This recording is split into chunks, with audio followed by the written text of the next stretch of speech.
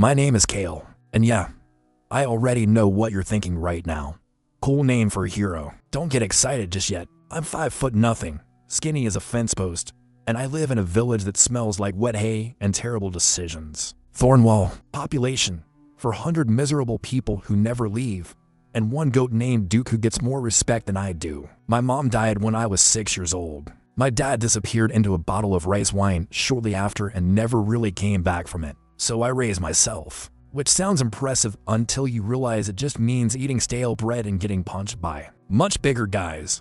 And in Thornwall, not a single morning, not one single day, was there ever a shortage of guys who wanted to punch me specifically. The ringleader of my personal nightmare was a boy named Brek, big, loud, born mean, and committed to staying that way his entire life. Brek was 16 years old. I was 13. He outweighed me by 60 pounds of pure cruelty and exactly 0 functioning brain cells. Every morning I woke up with the same thought. Maybe today nobody notices me. Maybe today I slip through invisible like a ghost. I was wrong every single day, without exception.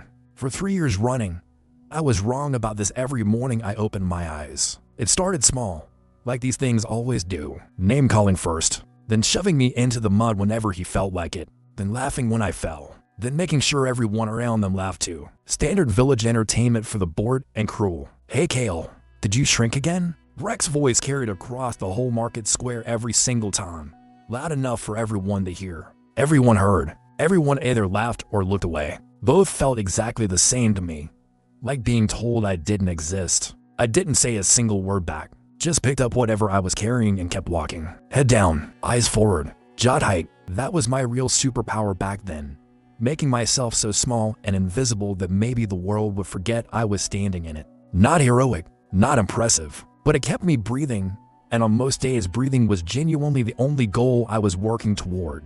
I want you to understand something before we go further. I am not telling you this story so you feel sorry for me. I'm really not. I'm telling you this so that when the part comes, the part where everything changes and the ground literally cracks beneath me, you get it. You understand what was sitting inside me for years. What had been pressing against my ribs every single night like something trying to get out. The worst day of my life. Before the day everything changed, came exactly 3 weeks before the army arrived at our gates. I was carrying water from the village well to heavy buckets, both full, which for a scrawny 13-year-old is basically an athletic event. Brek and his two favorites, Torv and Fen, were sitting on the fence near the mill doing absolutely nothing productive with their existence. Just sitting there, watching the road, waiting for something to entertain them.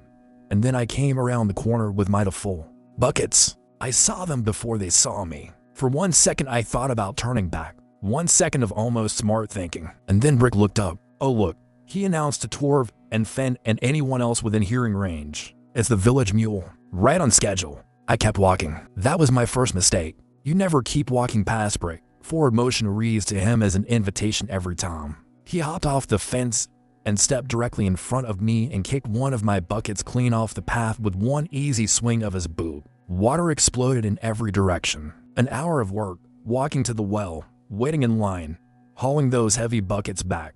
Gone in 1 second. Oops, Brek said. He looked at the spreading puddle. Then he looked at me. Then he smiled. Then he shoved me backward with both hands. I hit the ground hard. My elbow found a sharp rock underneath me and split open. Sharp, specific, clean pain. And then their laughter started. You know what nobody ever actually tells you about being bullied consistently for years? It's not the physical pain that does the real damage. It's the people who watch. The ones who see exactly what's happening and decide in real time, right in front of you, that it's not their problem. 3 adults were standing within clear view of what Brek just did to me. A farmer adjusting something on his cart. The bakery woman in her doorway. The blacksmith's apprentice who was literally sweeping right there on the same street. 3 grown adults. Not one of them moved a single inch. They all looked somewhere else the moment it started. Like I was a stray dog getting kicked by a bored child and that was just the afternoon. Normal to expected.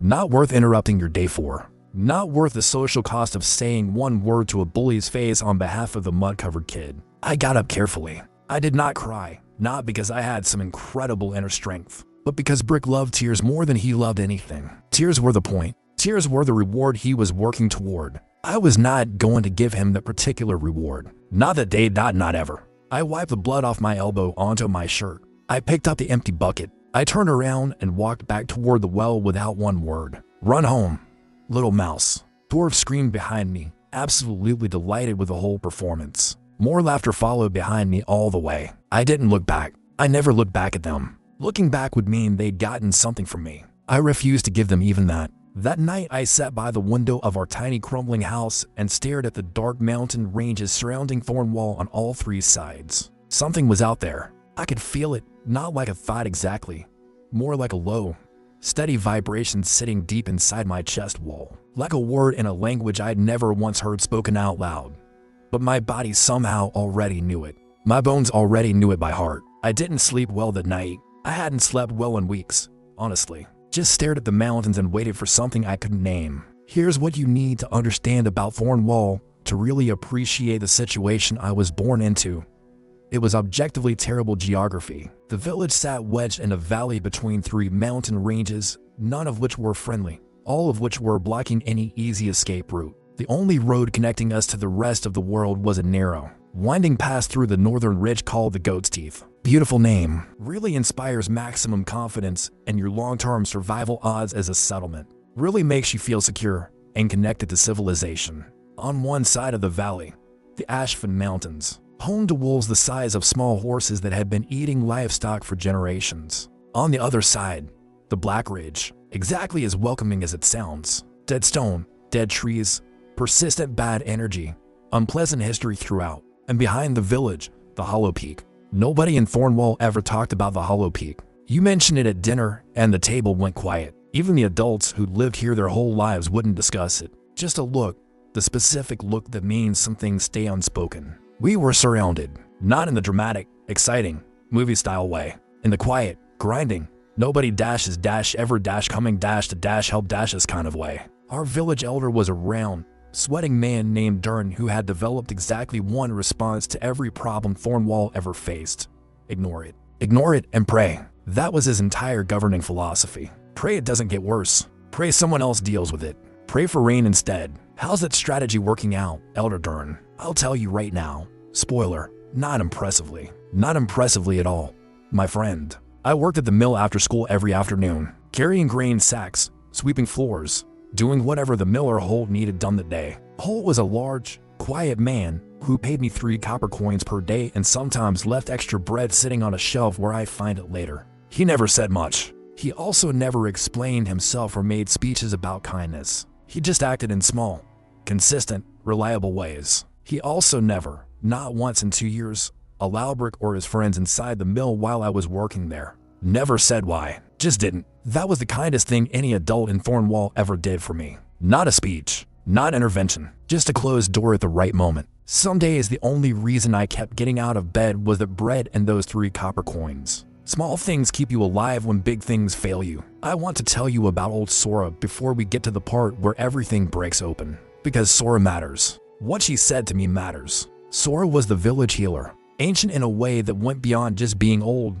Nobody in Thornwall knew her actual age, and nobody asked. Rumor said she'd been there before the village had its current name. Another rumor said she'd been young once and simply decided to stop. She had the eyes of someone who had watched several generations of people make the same mistakes over and over and found it mildly interesting. The day before everything changed, I was sweeping grain dust off the mill floor in the late afternoon when Sora appeared in the open doorway. She stood there for a long moment without saying a single word, just looking at me with those ancient, patient, measuring eyes of hers. Holt had already gone home for the evening. It was just me and the dust and the sound of wind outside, and now Sora in the doorway watching. Boy, she finally said, her voice dry as old wood left in the sun. Do you dream about fire at night? Yes or no? Boy, I stopped sweeping, looked at her, tried to figure out if she was asking something specific or just being the particular kind of strange she was. Do you dream about fire?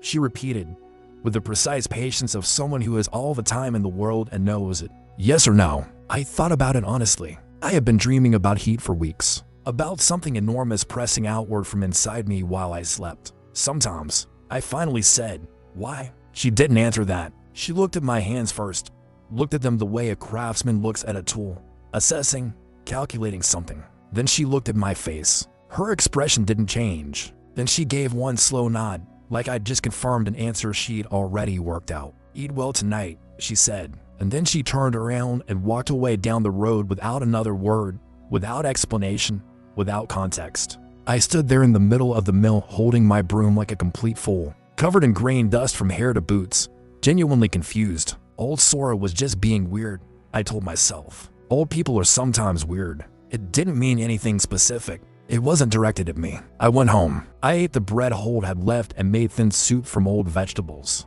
and told myself everything was completely normal. It wasn't. That night, the dreams were worse than they'd ever been before. Fire. Expanding heat spreading from somewhere deep in my center outward in waves. The feeling of being enormous, not physically, exactly, but something deeper and harder to describe. Like space opening up inside me where walls had been. Like rooms being added to a house that had previously had only one small room and a low ceiling. Something building itself inside me in the dark. I woke up at dawn with my hands shaking visibly and a certainty sitting in my chest. Quiet but absolute.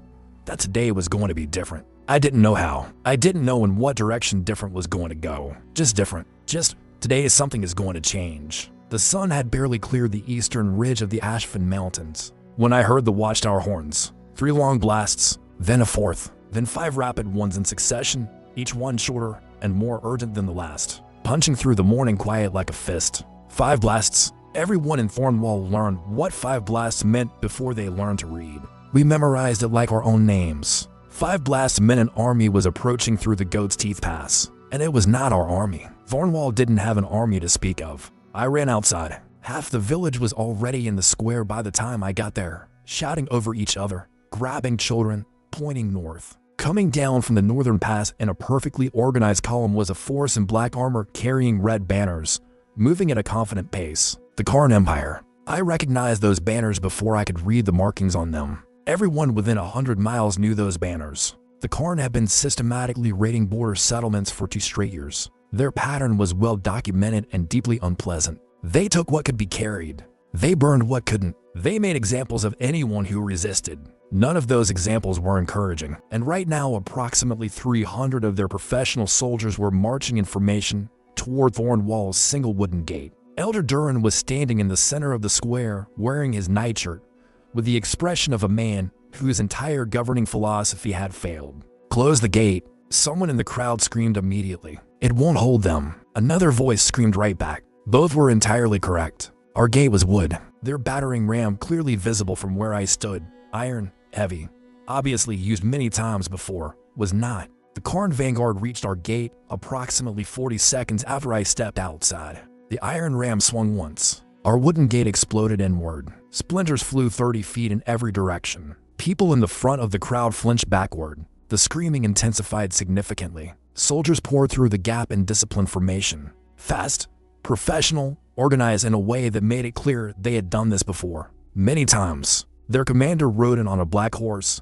tall man, gold trim on his armor. The specific relaxed posture of someone for whom this was routine work. He raised one fist, and his entire column stopped moving. The silence that fell was somehow worse than the noise had been. Much, much worse. He looked around the square slowly. The kind of slow look that is a performance designed to make everyone feel assessed, and found lacking. "Thornwall," he said, loud and clear, and almost pleasant about it. "You are now a possession of the Karn Empire. Welcome to the family." He paused, letting that sit for a moment. "Resistance will be." He tilted his head, discouraging. A few soldiers behind him laughed. They'd heard the speech before, probably at every village from here to the coast. It was a performance they all knew their parts in. Elder Durin stepped forward from the crowd. I want to give him credit for this. His legs were clearly shaking, but the man stepped forward. "We are a poor village," Durin said, his voice only breaking once, which under the circumstances showed real determination. "We have very little. We ask only to be left in peace. We are simple people. We are not fighters. We have nothing that would interest the great Karn Empire." The commander tilted his head to the other side, smiled pleasantly. "Peace always costs something. Everything costs something in this world." He spread his hands in an almost friendly gesture. "So let's talk practically. What exactly do you have? Let's make an accounting together." That was it. That was Elder Durin's complete diplomatic strategy for protecting 400 people from a trained professional army. I watched his face as the reality arrived. There was nothing to negotiate here. The outcome had been decided before they entered the pass. This was a performance the Karn gave every village. Durin had stepped forward into a script that was already written, and his part was small. The soldiers began moving through the square, opening doors without knocking, pulling people outside, counting things, taking an inventory. They moved with the calm efficiency of people doing a job they found neither exciting nor difficult. This was paperwork with armor. I was standing near the mill entrance watching all of this when two soldiers came in my direction. Big men need bored expressions. Tools working. One of them reached out as he passed and grabbed me by the collar and lifted me straight off the ground with one hand without breaking his stride. "What do we have here?" He looked at me the way you look at something you found on a shelf and aren't sure is worth keeping. "Village rat." His companion glanced over briefly. "Throw it back. Too small. Not worth the paperwork." He was already looking away as he said it. The first soldier looked at me for one more second, the specific look of someone deciding whether a thing has any value at all, and dropped me. I hit the dirt. He walked away. Didn't look back.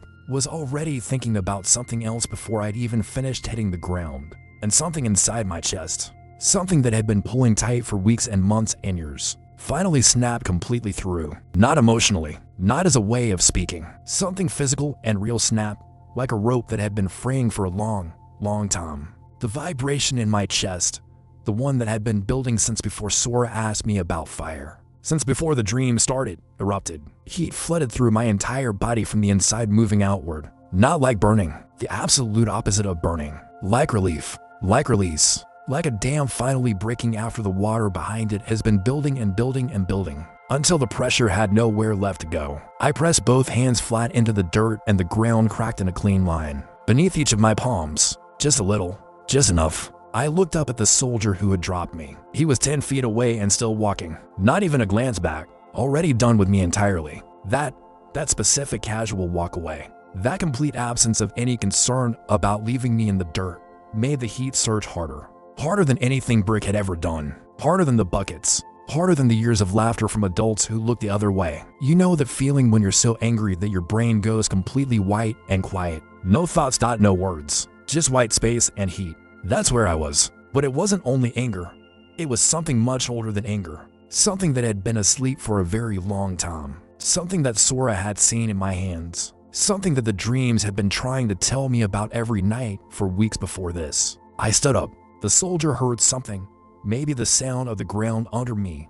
Maybe something shifting in the air pressure nearby, and turned around. His face changed. First confusion. The face of someone encountering something that doesn't fit any category he has available. Then fear, which was genuinely strange, because I was still me, still 13 years old, still the shortest person visible in any direction from where I stood. Except apparently something had happened to my eyes, something he'd never seen before, something that made him take one full step backward. They were glowing, orange gold, like coals when you blow on them in the dark, and they come alive from the inside out, bright and unreasonable. "What the?" he started. I grew, not slowly. Not in stages with dramatic warning signs and musical buildup. Just 1 second I was standing in the dirt of the square. The next second the dirt was very, very far below me. Far in the way that things are far when you're looking down from a significant height. The change happened faster than my own brain could track. My perspective shifted so violently I couldn't process what I was seeing at first. Then I could see it. All of it. The entire square. Laid out below me like a drawing. Every person in it. Suddenly very small. Very far down, the Karn soldiers, their commander on his black horse, Elder Durin with his mouth completely open, Brek by the well, absolutely frozen solid. I was roughly the height of a 10-story building, maybe taller. I had no way to measure it from up there.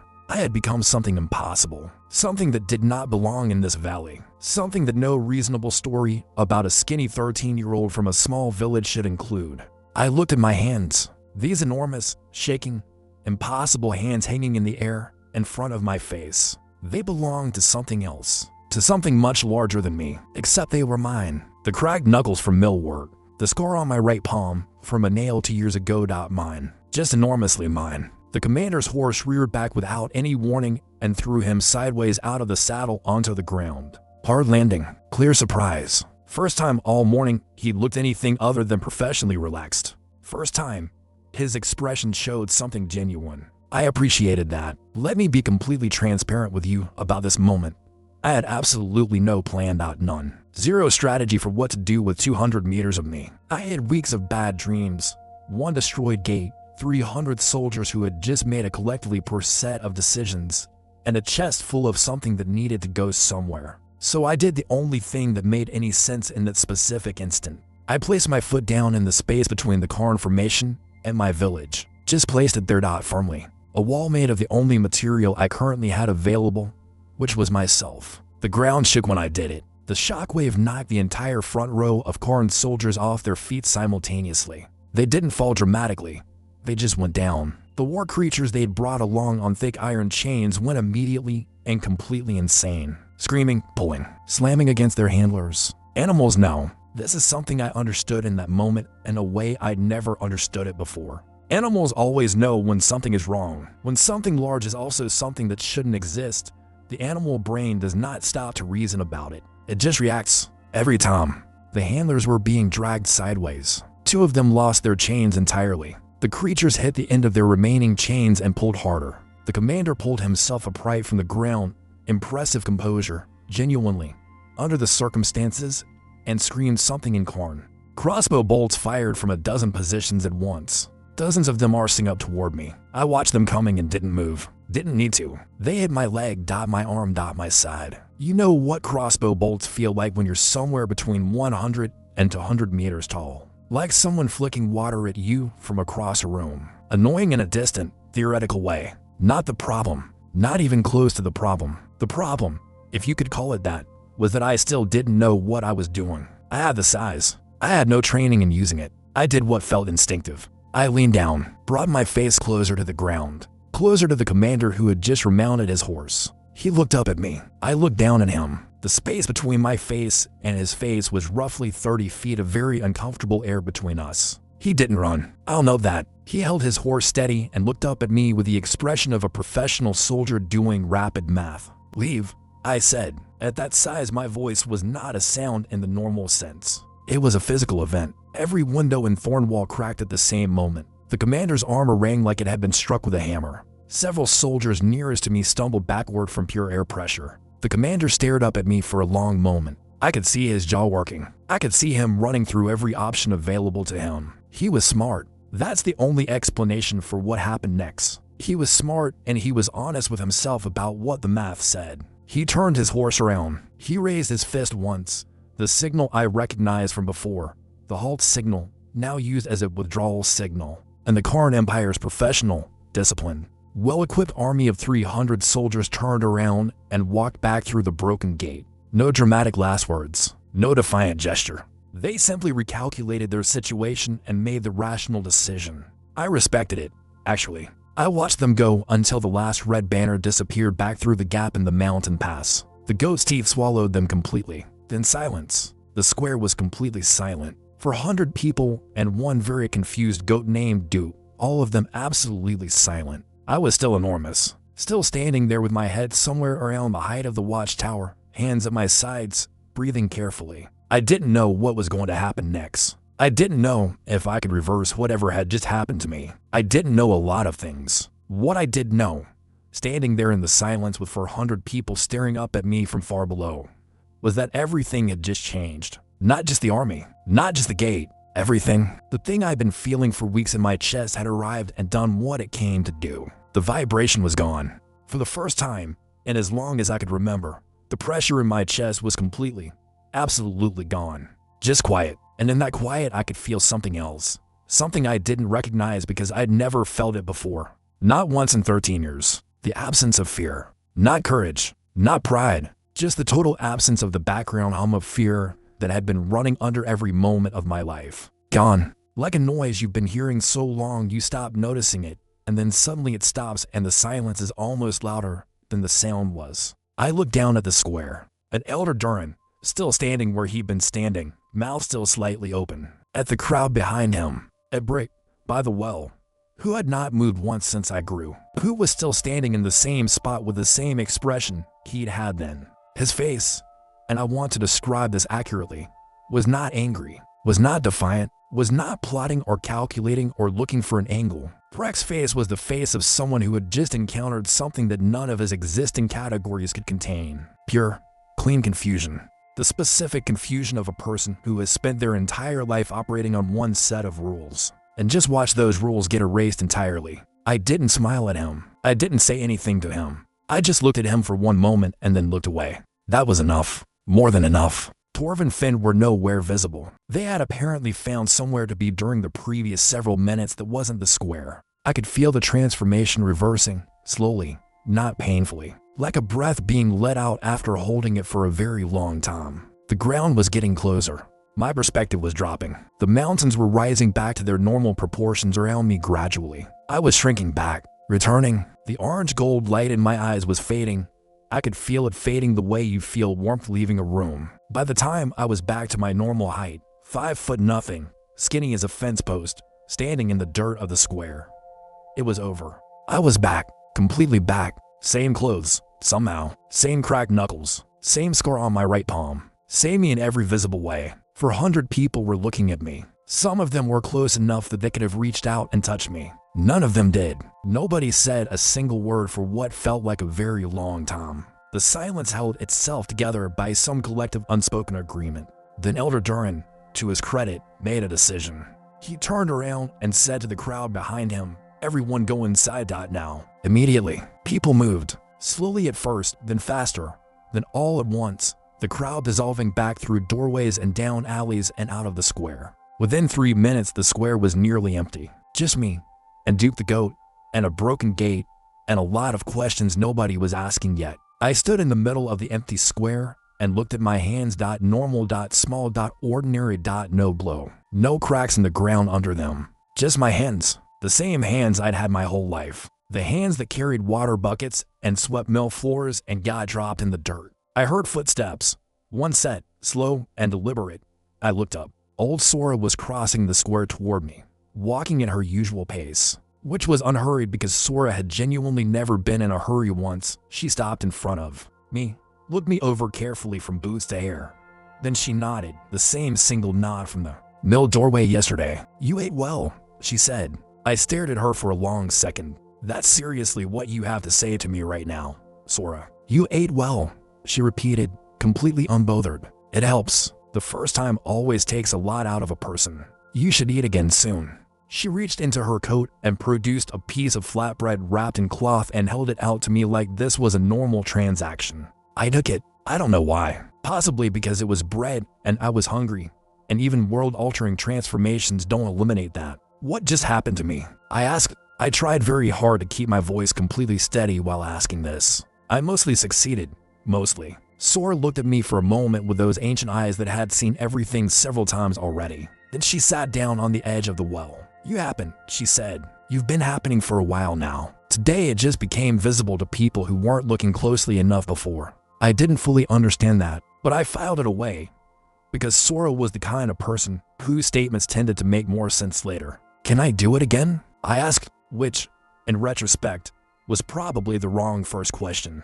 But it was the question I actually had. "Yes," she said simply. "With practice, with time, with a great deal of eating, honestly, your body will need considerably more food than before." She paused. "There are things you should understand about what you are, about what it costs, about who will come looking when word spreads." I sat down next to her on the edge of the well. The broken gate was visible from where we sat, splinters scattered across the entrance. "Who will come looking?" I said. Sora looked toward the northern pass, the goat's teeth, where the last red Karn banner had disappeared, with an expression I couldn't read. "Everyone," she said. "Eventually. That's the thing about something that shouldn't exist. Everyone wants to own it or destroy it. No middle ground." That sat between us for a moment in the empty square while Duke the Goat ate something he'd found near the base of the watchtower. I thought about Brek's face, that specific expression of total confusion, of encountering something that broke his existing categories for the world. I thought about the 3 adults who'd watched me get shoved in the dirt and looked away, whether they were watching from their windows right now. I thought about the commander on his black horse, making the smart decision, turning around and walking his army out of our valley. "Nobody knows it was me," I said slowly. "They saw something enormous, but they didn't see me become it. Most of them were too far away." Sora raised one eyebrow very slightly. "Some people were close enough," she said. "A few noticed specific things. Eyes, for instance. Your eyes." I thought about that, but most didn't. "Most didn't," she confirmed. "Whether that matters, whether keeping that secret matters, is something you'll need to decide for yourself." She stood up, with the unhurried ease of someone who had been standing up and sitting down for an extremely long time and had perfected it. "Eat," she said again. "Sleep. Tomorrow the village will have questions. The elder will make a speech. People will argue about what they saw." She started walking back across the empty square toward her house. Then stopped, turned halfway around without fully facing me. "Brek saw your eyes," she said. "From the well. He was close enough. He knows something. He doesn't know what he knows yet, but he knows." Then she walked away, and the square was empty again, and I sat on the edge of the well eating the flatbread she'd given me in the quiet. And for the first time in 13 years, sitting alone in a village that had never done anything for me, I didn't feel like a mouse at all. If you want to find out what Brek does with what he saw and what comes next, when word gets out about Thornwall's unexpected defense, I'll be right here. The flatbread Sora had given me was already gone. I had eaten it without noticing, which told me something about what the transformation costs. I was hungry in a way I had never been hungry before, not regular background hunger, but something deeper and more urgent than that. My whole body felt like it had run 50 miles and climbed a mountain,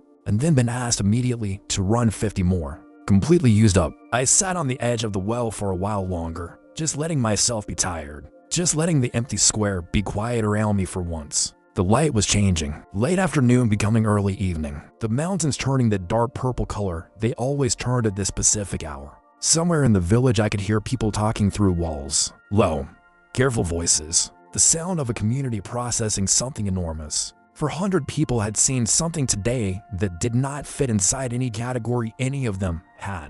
For how the world was supposed to work. Some of them, I knew, would decide they hadn't really seen it properly. Would find an explanation that fit inside what they already believed. Some would decide it was a spirit, a divine defense, something sent and gone, never to be explained and never expected to repeat itself again. A few, the ones closest, the ones who had watched most carefully, would have a different kind of question, a more specific and dangerous one. Those were the ones I needed to think about most carefully. The ones who had been close enough to notice something specific about the giant's eyes. I looked down at my reflection in the well water. Distorted and rippling small ordinary. The same face everyone had always looked straight past. Nothing about my reflection suggested what had just happened here. Nothing visible. Nothing a stranger passing through would pause to question. That invisibility, the ordinary unremarkable face of the village mouse, was going to matter now in ways it never had mattered before. Drop a comment. What would you have done if you'd been in that square when I grew? Run. Stay. I genuinely want to know. See you in part 2. Let me tell you what happens the morning after you save a village by becoming something impossible. Nobody says thank you directly. That's the first thing. Nobody knocks on your door and says, "Hey, great work yesterday. Really appreciated the 200-meter situation." What they do instead is talk about it with each other where they think you can't hear them, which, in a village this small, is basically everywhere. I woke up the next morning before dawn with my stomach making sounds that I can only describe as architectural. Deep structural urgent. Sora had warned me I would need to eat more. Sora had not specified that more would mean approximately 4 times my normal quantity immediately. I ate everything I had in the house, which wasn't much. Stale bread, some dry beans I cooked fast, to apples that were slightly past their best. It wasn't enough. My body wanted more in the specific way that a fire wants more wood. Not optional, not negotiable, just a simple physical fact. I put on my boots and went to the mill. It was barely light outside. The square was empty. The broken gate was still broken at the entrance. Nobody had touched it overnight, which made sense. Elder Durin would need to make a speech about it first before anyone could act. That was how things worked here. I walked past it and tried not to look at the splinters. The splinters were a problem I was going to need to think about at some point soon. The mill was unlocked, which meant Holt was already there. He was always there before anyone else. That was the thing about Holt. He was reliable. I pushed the door open. Holt was moving grain sacks from one side of the storage room to the other, which was his version of morning stretching. He looked at me. I looked at him. He looked at my face for a moment the way he sometimes did, like he was reading something written there. Then he put down the grain sack he was holding, walked to the back room, and came back with half a loaf of bread and a hard-boiled egg. He set them on the work table in front of me and went back to his grain sacks without a word. Not a single word. Just, "Here, not eat," obviously. I sat down and ate. Holt moved grain sacks. The mill wheel turned outside. Morning light came through the high window and moved slowly across the floor. After a while, Holt said, without turning around, "Gate's going to need fixing." "Yes," I said. "Be a project." He said. "Yes," I said. He picked up another grain sack. "Heard there was some kind of commotion yesterday while I was away at the Harrow farm doing the delivery." I looked at the back of his head. "Some Karn soldiers came through the pass," I said carefully. "Heard they left," Holt said fast. "They did," I said. He set the sack down, turned around, looked at me with the expression he used when he was being very specific and very deliberate about something. "Good," he said. Then he turned back around and picked up another sack. That was the entire conversation. That was all he needed to say. I thought about the word for a long time while I swept the mill floor that morning. Good. Just good. No questions. No suspicion. Just good. Holt was smarter than most people gave him credit for. He had always been smarter than most people gave him credit for. I should have realized that sooner. By mid-morning, the village had reorganized itself around the event, in the way that small communities reorganize around things they can't explain. Which is to say, Elder Durin called a meeting in the square at the 10th hour. And everyone came because everyone always came to Durin's meetings. Not because Durin was particularly inspiring, more because in a village this small, a meeting was also entertainment, and entertainment was limited. I came to, stood near the back of the crowd, hood up. It was a cool morning, which gave me a reasonable excuse for having my hood up. Durin stood on the steps of the Elders' Hall and looked out at 400 people, who were all very eager to hear him explain what they'd seen. He cleared his throat 3 times, adjusted his jacket, looked at his feet briefly, then looked back up with the expression of a man who had prepared. "Yesterday," Durin began, "Thornwell faced a grave threat. The Karn Empire sent soldiers through our pass with intent to occupy our village." He paused for effect. The crowd waited. Several people near the front nodded like this was new information to them, which it was not. However, Durin continued, straightening his spine slightly. "The spirit of Thornwall proved stronger than any army. We were protected." He looked upward at this point, which I thought was a choice. "A divine guardian manifested in our hour of need and drove the enemy from our land." Divine guardian. I let that sit in my brain for a moment. Divine guardian. The specific language of someone who needed a box to put something in. The crowd murmured, not skeptically, more like a congregation hearing something they'd been hoping someone would confirm officially for them. "We do not know the nature of this guardian," Durin continued. "We do not know if it will return. What we do know is that we were spared." He spread his hands. "Therefore, I propose we rebuild the gate, give thanks for our protection, and continue our lives with appropriate gratitude." And that was the speech. That was the official Thornwall explanation for what had happened. Divine intervention. A known nature. Give thanks. Move on. I stood in the back of the crowd and thought, this actually works for me. This is actually a better outcome than I had expected from Elder Durin. The crowd seemed mostly satisfied. They'd been given a frame for the experience, something to put it inside, something that made it make sense. People need that. They need a frame. Give them a frame, and they'll fill in the details themselves in whatever way feels most comfortable to them. Not everyone, though. I was scanning the crowd, which I'd been doing since I arrived, and I was making a list in my head of the faces I saw. Holt, at the edge of the crowd, arms folded, expression unreadable, probably had his own ideas, was keeping them entirely to himself. Fine. Old Sora, not present. Sora never attended Durin's meetings. She told me once that she'd outlived 9 village elders and wasn't going to mourn the loss of their meetings either. And then there was Brek. Brek was near the well, exactly where he'd been standing when it happened, which I thought was probably not a coincidence. He was looking at me, not at Durin, not at the crowd. At me, specifically, with the expression he'd had on his face when I'd glanced at him after returning to normal size. That expression had changed overnight.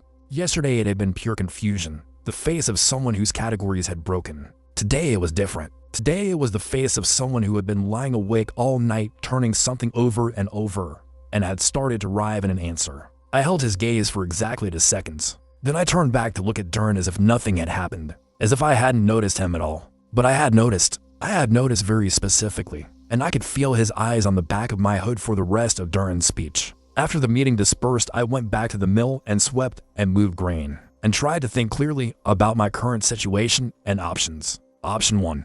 Do nothing. Hope Brek's half-formed suspicion stays half-formed. Hope he talks himself out of it. Hope the Divine Guardian story holds. Option 2. Talk to Brek. Get ahead of it. Either convince him he's wrong or And this was the part of the option I hadn't fully worked through yet. Actually, I hadn't worked through any of option 2. Option that had a lot of moving parts, and I wasn't sure I trusted myself to handle them. Option 3.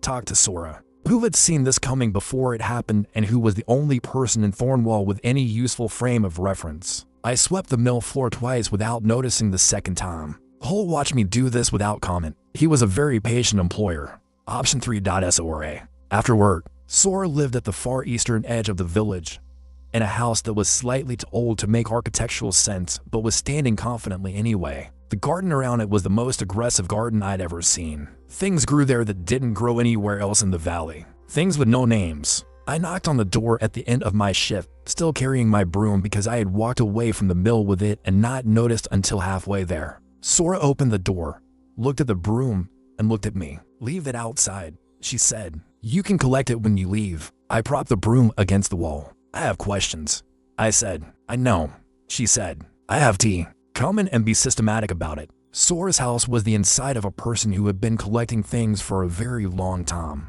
and had interesting ideas about organizational systems. There were shelves of jars, rows of dried things hanging from the ceiling beams, books stacked in patterns that seemed deliberate but weren't obvious. She poured tea into 2 cups and sat in one of the 2 chairs and waited. She was very good at waiting, probably one of her most developed skills. I sat in the other chair and held the cup and tried to decide which question to start with. There were too many. They all wanted to go first. "How long have you known?" I finally asked, which wasn't exactly the most important question, but it was the one that came out. Sora looked at her tea. "Since you were 8 years old and you lifted the millstone during the flood without noticing what you were doing." I stared at her. "I remember the flood. I didn't remember lifting anything. I was 8.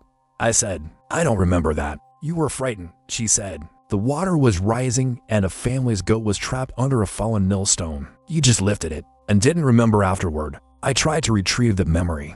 I had a blurry fragment of the flood, cold water, panic, other people shouting, but not the millstone. "Why didn't you tell me?" I asked. She gave me that specific look, the one for questions with obvious answers. "Tell an 8-year-old he can lift millstones when frightened. Tell him there's something inside him that gets larger under pressure, that it has been building since he was born." I thought about 8-year-old me, grief-raw, alone, surrounded by people who had already decided I was nothing. "Fair," I admitted. "You weren't ready," she said simply. "And there's a kind of power that only develops correctly in its own time, under genuine pressure. Forcing it early breaks it." She sipped her tea. I sipped mine. It tasted like something between a pine forest and a quiet apology. Exactly what you would expect from Sora. "What am I?" I asked, which was the real question. The one I've been orbiting around since yesterday afternoon on the well's edge. Sora set her cup down carefully. She looked at the window for a moment, like she was reading something written on the glass by the light outside. "There's a name for it in the old language," she said. "Roughly translated, it means one who holds the mountain inside them. A vessel." "A vessel for what?" "For the excess," she said. "The world makes more of certain things than it knows what to do with. Force. Will. The pressure of things that need to be moved." She turned back from the window. "Most people are made to hold a certain amount of that excess and no more. You are made to hold much more." I thought about that. "And when I filled up, when you reached the limit of what the vessel could contain without releasing," she said, "it released, as it was always going to eventually." She paused. The trigger was specific. A particular kind of contempt, being dropped without a second glance, treated as genuinely worth nothing. "That's been happening my whole life," I said.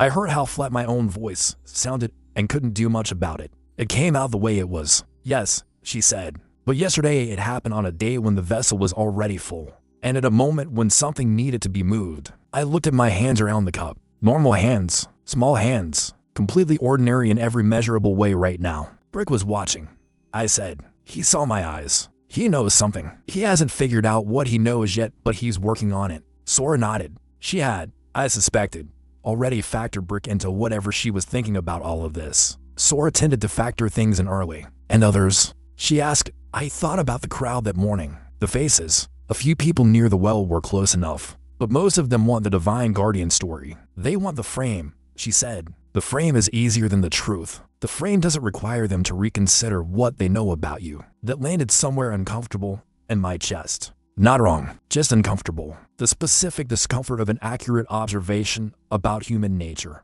What does Brek do with what he knows? I ask. If he works it out, if he connects what he saw to me, what does he do? Sora was quiet for a moment. That, she said, depends entirely on what kind of person Brek actually is underneath what he shows. And you know him better than I do. I thought about Brek, 3 years of him.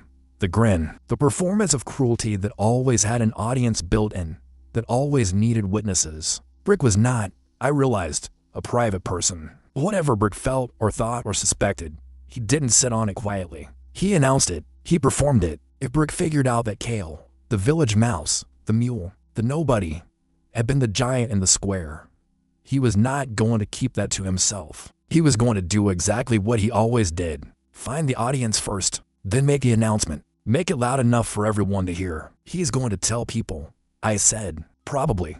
Sora agreed. And nobody's going to believe him. I said. Which I realized as I was saying it. Because he's Brek. Because his credibility in this village is what it is, Sora said diplomatically. Which was her way of saying, not high. There are advantages to being underestimated all your life. There are also disadvantages. I said. Considerable ones, she agreed. But this particular moment is one where the disadvantages of your history work in your favor. Somewhat. I held onto the word, somewhat. The way you hold onto a handhold when you're climbing something you aren't sure will hold your weight. Before I left Sora's house, she said one more thing that I kept turning over in my head for the rest of the evening. And most of the night, the transformation cost something every time, she said, refilling her cup without asking if I wanted more, which I did. Not just hunger. I waited. Sora had a rhythm to delivering important information, and interrupting it always made her start over. From the beginning. Which was worse. It cost certainty, she said. Every time the vessel releases, something shifts in your understanding of what the world is and what you are in it. I thought about the quiet I'd felt in the square after I returned to normal size. The specific absence of the fear home I'd lived with for years. Is that bad? I asked, the certainty shifting. She tilted her head slightly. It's neither bad nor good. It's change. Whether change is bad or good depends entirely on what you were certain about before. I thought about what I'd been certain about before. Small, invisible, unwanted. The village mouse. Not worth a second glance. Worth nothing. Then losing that certainty is probably fine, I said. And Sora, for the first time in that conversation, made a sound that was almost a laugh. Almost certainly, she said. But there will be new certainties to replace them. And some of those will be harder to lose when the time comes. She looked at me with those old eyes that had seen 9 village elders and apparently one 8-year-old lifting a millstone during a flood. Don't rush to build new certainties, she said. Let what happened settle first. Let yourself exist in the uncertainty for a little while. That was not naturally easy advice for me to follow. When you have spent 3 years developing survival instincts, uncertainty feels like exposure. Feels like standing in the open with no cover, waiting for something to come at you from whatever direction you've forgotten to watch. But I filed it. I filed Sora's advice the way I've been filing it for as long as I could remember, in the category of things that would make more sense later. I went home that night and lay on my narrow bed in the small crumbling house and stared at the ceiling and took stock of my situation honestly. 1. I had a power I hadn't known I had, couldn't fully control, and didn't understand the limits of. That was both very good and very concerning. 2. Most of the village had accepted the Divine Guardian explanation. That gave me cover. That gave me time. Time was valuable. Time let things settle. 3. Brek suspected something. Brek would probably tell people his suspicion. People probably wouldn't believe him. Probably. That word again. 4. Sora knew everything. Had known for years. And was apparently on my side in whatever way Sora was on anyone's side, which was mostly her own. 5. The Karn Empire had been turned back. But turned back was not the same as gone away permanently. They had a very specific institutional memory. Professional armies don't forget about the village that made their column retreat with something that shouldn't exist. They don't forget and they don't just move on. Someone in the Karn military structure was going to write a report. Someone was going to read that report. Someone was going to have questions. The commander on the black horse was going to describe what he saw. And someone, somewhere up the chain of Karn military authority, was going to be very interested. That was the part of my situation that felt most like a clock. The Divine Guardian story bought me time with Thornwall. It bought nothing with the Karn. I fell asleep eventually, and the dreams were quieter than they'd been in weeks. The pressure was gone. Whatever had been building had been released. But quiet isn't the same as safe, and the morning brought a development I had not been expecting quite so soon.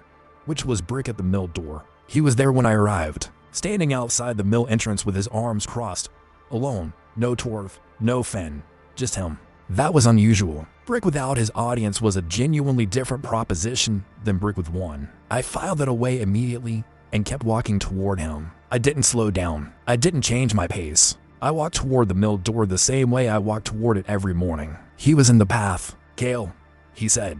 Not village mouse, not mule, just my name. That was the second unusual thing in under 30 seconds. I stopped in front of him, looked at him, waited. He looked back at me. His face was doing something I hadn't seen it do before, working through something in real time, right there in front of me. I saw your eyes, he said, flat, direct. No performance built around it, just the sentence by itself, dropped into the morning air between us. I looked at him for a long moment without answering, long enough to be a choice and not an accident, long enough for him to feel the length of it. I don't know what you're talking about, I said, which was a lie, and we both knew it was a lie.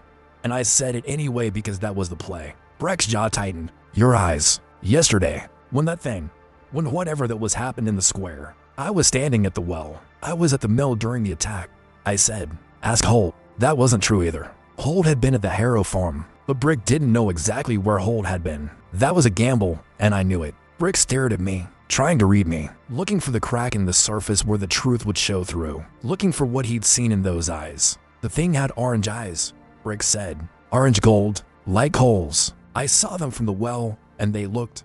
He stopped. They look like yours. My eyes are brown, I said. I know what your eyes normally look like, he said, with a flash of the old impatience. I've been looking at your face for 3 years. I know. That was arguably the strangest thing Brek had ever said to me. That he knew my face. That he'd been paying that specific kind of attention.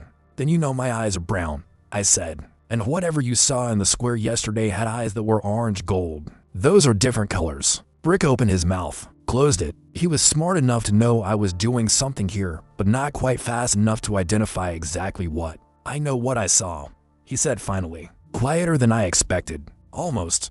Not quite, but almost. Like someone who wasn't completely sure anymore. Tell me what you think you saw, I said, which was a risk, but I wanted to know how close he'd gotten. How complete his picture was. He looked at me for a long moment. Then he said, I think the giant was someone from this village. I think it was someone I know. I think, he stopped. Something crossed his face that I hadn't seen there before either. Something that might have been, from a different angle, the beginning of fear. Not of me, or not just of me. Fear of the idea. Fear of what it would mean if he was right. Fear of what that meant about the last 3 years. I think I need to think about this more, he said. Which was the most reasonable thing Brek had ever said in my presence, by a significant margin. He stepped aside. I walked past him into the mill. I didn't look back. I heard his footsteps on the path outside, going away. Holt was inside, already working. He looked at me, then at the door I'd just come through, then back at me. Brek out there? He asked.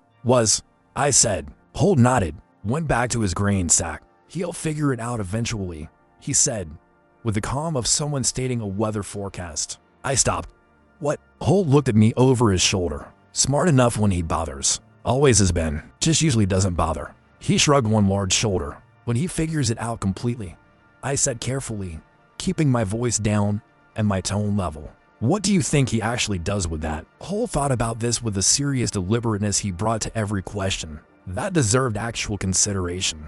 Several seconds passed. Depends, he said, on whether he figures it out before or after he decides what kind of person he wants to be going forward. Timing matters. He picked up his grain sack. Either way, not your problem to solve for him. Your problem is knowing what you are and what you're going to do with it. I stood in the middle of the mill floor with a broom in my hands and thought about that for a long time while the wheel turned outside in the water. Knowing what I am, the things Sora had told me about, the vessel, the one who holds the mountain inside them, the excess of the world finding a container, and what I was going to do with it, which was a question I hadn't started answering yet, because I'd been so busy surviving the first 24 hours. 3 days passed, quiet ones, mostly. The village operated around the event like water flowing around a stone, acknowledging its presence by going around it. People looked at me differently, not dramatically, not in ways that were easy to point at, just slightly more carefully than before, from slightly farther away. It could have been my imagination,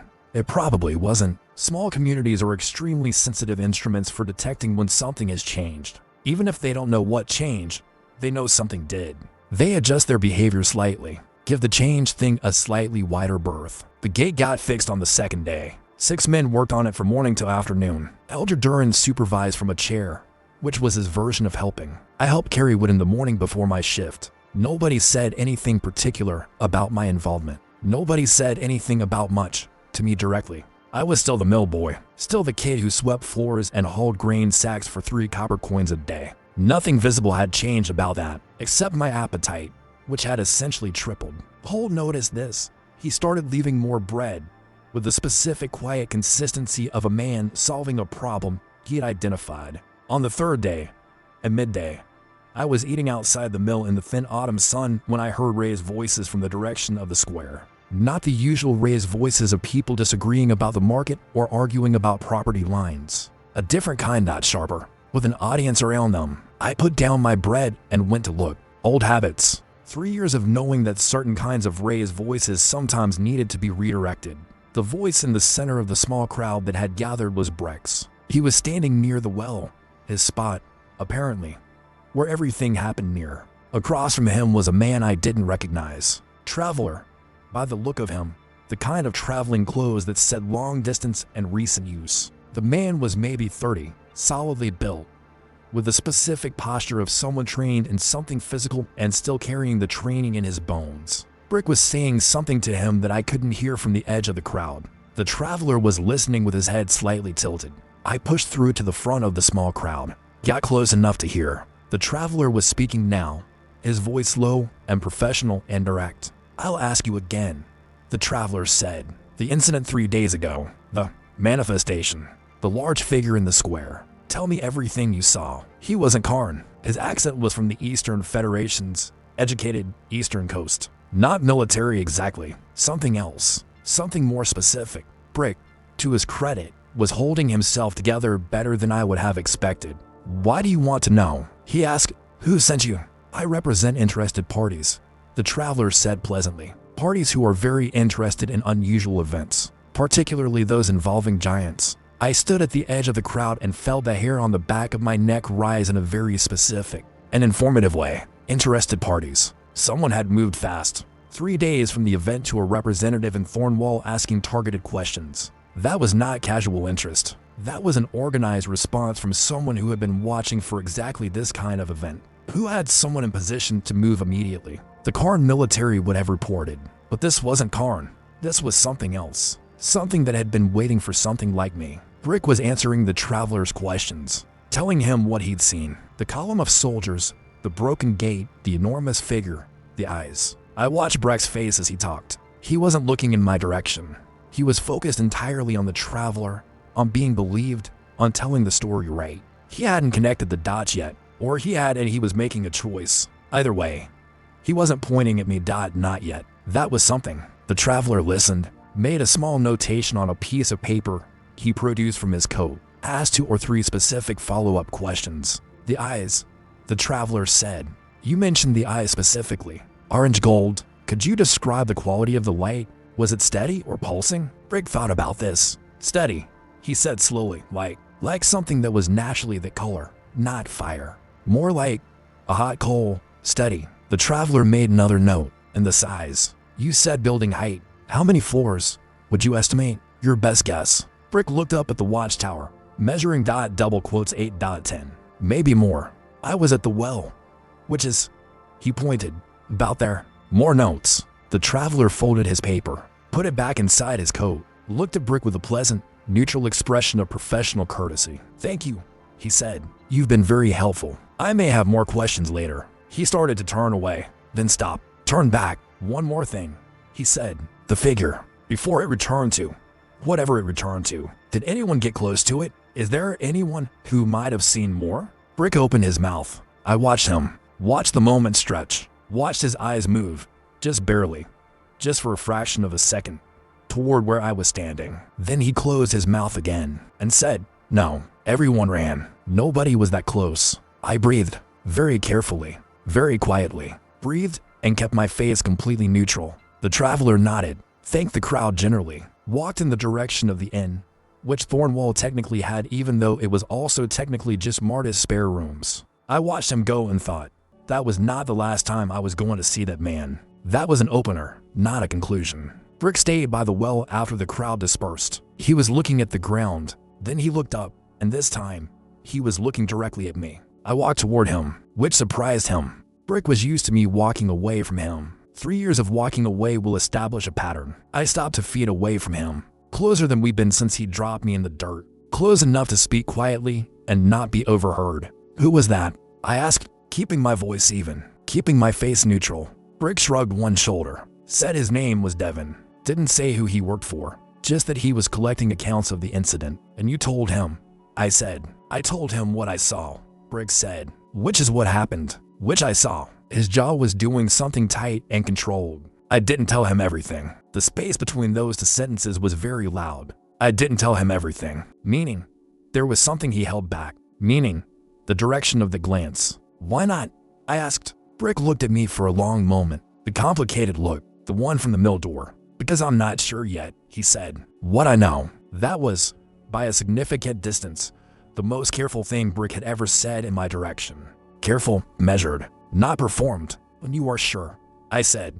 What are you going to do with it? Brek held my gaze. I don't know yet, he said, which was honest, which was not what I would have predicted from 3 years of evidence. We stood near the well in the thin autumn sun with 400 years of village life, and 3 years of specific cruelty between us, saying nothing. Then Brek said, very quietly, almost like he was thinking out loud and had forgotten I was standing there. It was you though, wasn't it? Not a question. The specific tone of someone who had finally stopped running from a conclusion, and had simply allowed it to arrive and settle. I looked at him, at his face, at whatever Brek was underneath the performance he'd been putting on, since we were both small enough to be carried. I looked at him for a long time without speaking. Then I turned around and walked back toward the mill without giving him a single word back, which was, in its own way, the only answer that mattered. And Brek, standing by the well in the thin autumn sun, understood that perfectly. Inside the mill, Hole looked up. Everything handled? He asked. Not even slightly, I said, but it's moving in a direction. Hole considered that for a moment with appropriate seriousness. Direction something, he said quietly. Then he went back to his grain sacks. I sat with Holt for a few minutes after that, because it felt important not to leave quickly, because leaving quickly looked like something. The mill was warm in the late afternoon. The wheel turned. Grain dust drifted in the last light coming through the high window above the worktable. Holt was sorting. He was always sorting something, moving things from one state to another in the slow, methodical way of someone who trusts a process. The man asking questions, I said eventually. He wasn't Karn. Notice that, Holt said. Eastern Federation accent educated. He was taking notes. Notice that too, Holt said. He set a sack down and looked at me with his direct, unhurried attention. What do you think he was? Not military, I said. Not a merchant. Something more specific. Someone with a specific job looking for a specific kind of thing. Holt nodded slowly. Like a collector, he said. Someone who collects accounts of specific events, reports them back somewhere specific. That word again, specific. The whole encounter had the quality of precision, of someone who knew exactly what they were looking for before they arrived. How fast do you think news travels? I asked. From the goat's teeth back to wherever the commander reports to. How many days? Holt calculated. Fast rider. Good road. 3 days to the nearest Karn garrison. Another 2 to their regional command. Report. File. Someone reacts. 5 days total, I said slowly, working it out as I spoke. Maybe 6 at most. And this man arrived here on day 3 of that count. Holt looked at me. I could see him working through the same arithmetic I'd just worked through. His expression didn't change, but something shifted behind it. Which means, I said, that he wasn't responding to the Karn report. He was already in the region, already moving towards something when it happened. Or someone told him faster than any rider could travel, Holt said, setting down another sack. Someone with a faster method of communication entirely. We looked at each other. Neither of us said what the obvious implication of that was. Some things are better left unspoken in a mill, where voices carry. He'll come back, I said, with more questions. Maybe different questions. Ones pointed more specifically at individuals rather than the general event. Holt nodded. What do you want to do when he does? I thought about it. Be exactly what I always am, I said. The mill boy's skinny. Unremarkable. Not worth the paperwork. Holt almost smiled. It was very small. You've had good practice at that, he said, which, coming from Holt, was the closest thing to a joke I heard from him. 13 years of practice, I said. Turns out it was preparation. And I picked up my broom and swept the floor for the third time that day. And somewhere across the village, in the inn that was also marked as spare rooms, a man named Devin was writing a report to someone who had been waiting a long time for exactly this kind of news. Devin stayed in Thornwall for 4 days. 4 days of being completely, professionally unremarkable in a village of 400 people, which, in a village of 400 people, is actually its own kind of remarkable. Thornwall noticed everything. Thornwall had nothing else to do. He ate at Marta's table with everyone else. He asked polite questions about the harvest and the weather and the road conditions through the pass. He complimented old Marta's cooking twice, which got him further in Thornwall's social terms than any amount of official authority ever would have. He did not, visibly, ask any more questions about the incident. Did not approach anyone else the way he'd approached Brek in the square the first day. Just existed in the village calmly, patiently, the way someone exists in a place when they are not actually there for the reason they appear to be. I watched him from a distance. I watched him the way I learned to watch Brek, tracking patterns, cataloging behaviors, building a picture slowly. His eyes moved differently than a traveler's eyes move. A traveler looks at things. Devin measured things. There's a specific difference in the quality of attention. He measured distances. He measured heights. He stood in the square on the second morning and looked at the watchtower with an expression of quiet calculation. He was establishing scale, trying to determine from physical evidence the watchtower height, the width of the square, the crack in the ground near the well, exactly how large the figure had been. I watched him stand near the crack in the ground for about 3 minutes on the second afternoon, just standing there, looking down at it. That crack was a problem I hadn't fully thought through. My hands had been pressed into the dirt there. The crack radiated from a central point in a specific pattern, not the pattern of something falling or striking the ground from above, the pattern of something pressing up from below, the palm-shaped origination points. Devin crouched down next to the crack, looked at it from close range, stood back up, made a note in that small paper he carried inside his coat. I was watching from the second floor window of the mill storage room, which had a direct line of sight to the well and the area around it. Holt had seen me watching and had not said a single word about it, just gone about his work, which told me either he didn't notice or he was letting me handle it. Given that this was Holt, it was definitely the second option. Holt noticed everything. He was just very committed to the policy of letting people manage their own situations. On the third day, Devin made a decision and came to the mill. I was in the yard moving grain sacks when he came around the corner, unhurried. He was good. He approached from a direction that put the sun behind him, which meant I had to squint slightly to look at him directly. Deliberate. "You're the mill boy," he said. Not a question.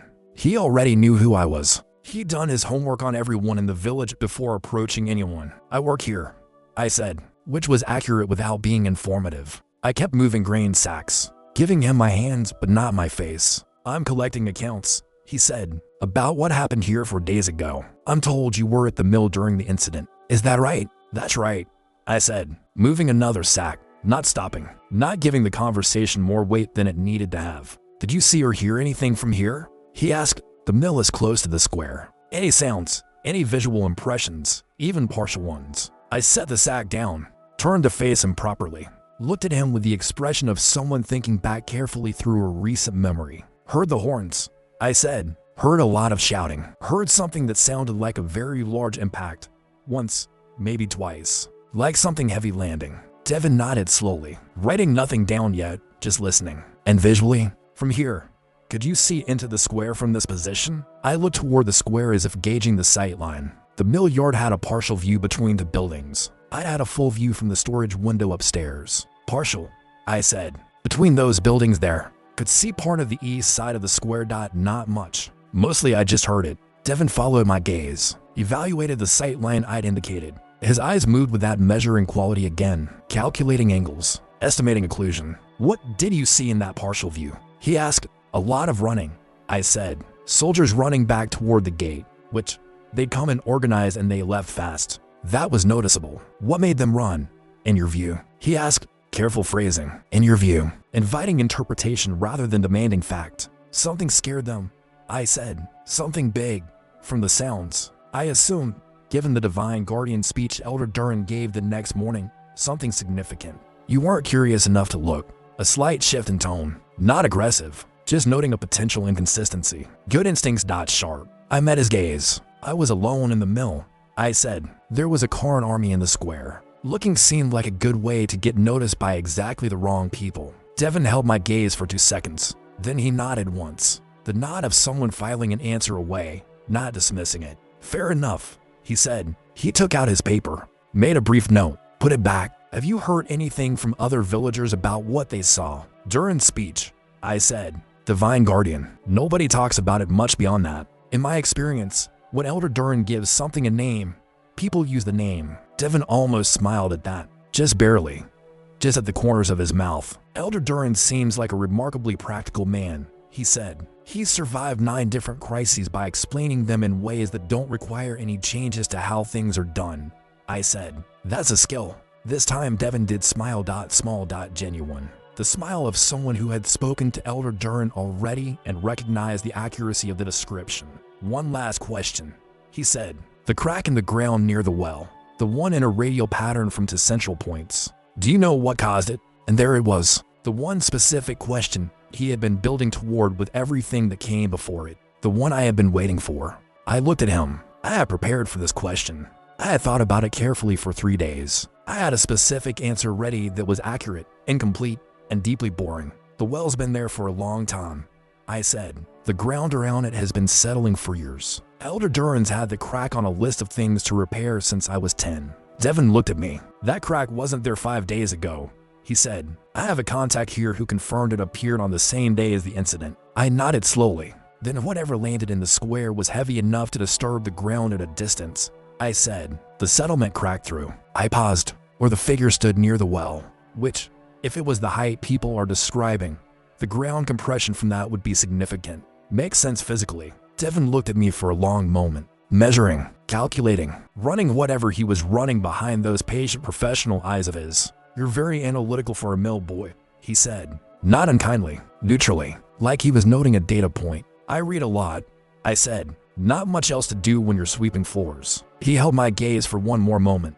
Then he put his paper away, thanked me, walked back in the direction of Martisan without looking back. I watched him go. Then I picked up the next grain sack and moved it and thought very carefully about everything that had just happened. He was good. He was very good. He hadn't asked a single question I couldn't answer honestly with information that pointed away from me. But he'd noted the inconsistency of the mill sightline. He'd asked about the crack directly. He'd commented on my analytical response. He was building a profile, not of the giant, of the village, of every person in it, mapping the human terrain the same way he'd mapped the physical one. At some point, his map was going to start pointing somewhere. The question was how long before that somewhere had my name attached to it. The 4th day Devin packed up and left. Early morning, before most of the village was awake, Marta told me at market that he'd settled his bill and coin and gone north. North, back through the goat's teeth, back toward wherever he'd come from, with his notes and his measurements and his profile of everyone he'd spoken to. I stood in the market and felt a contradictory things simultaneously.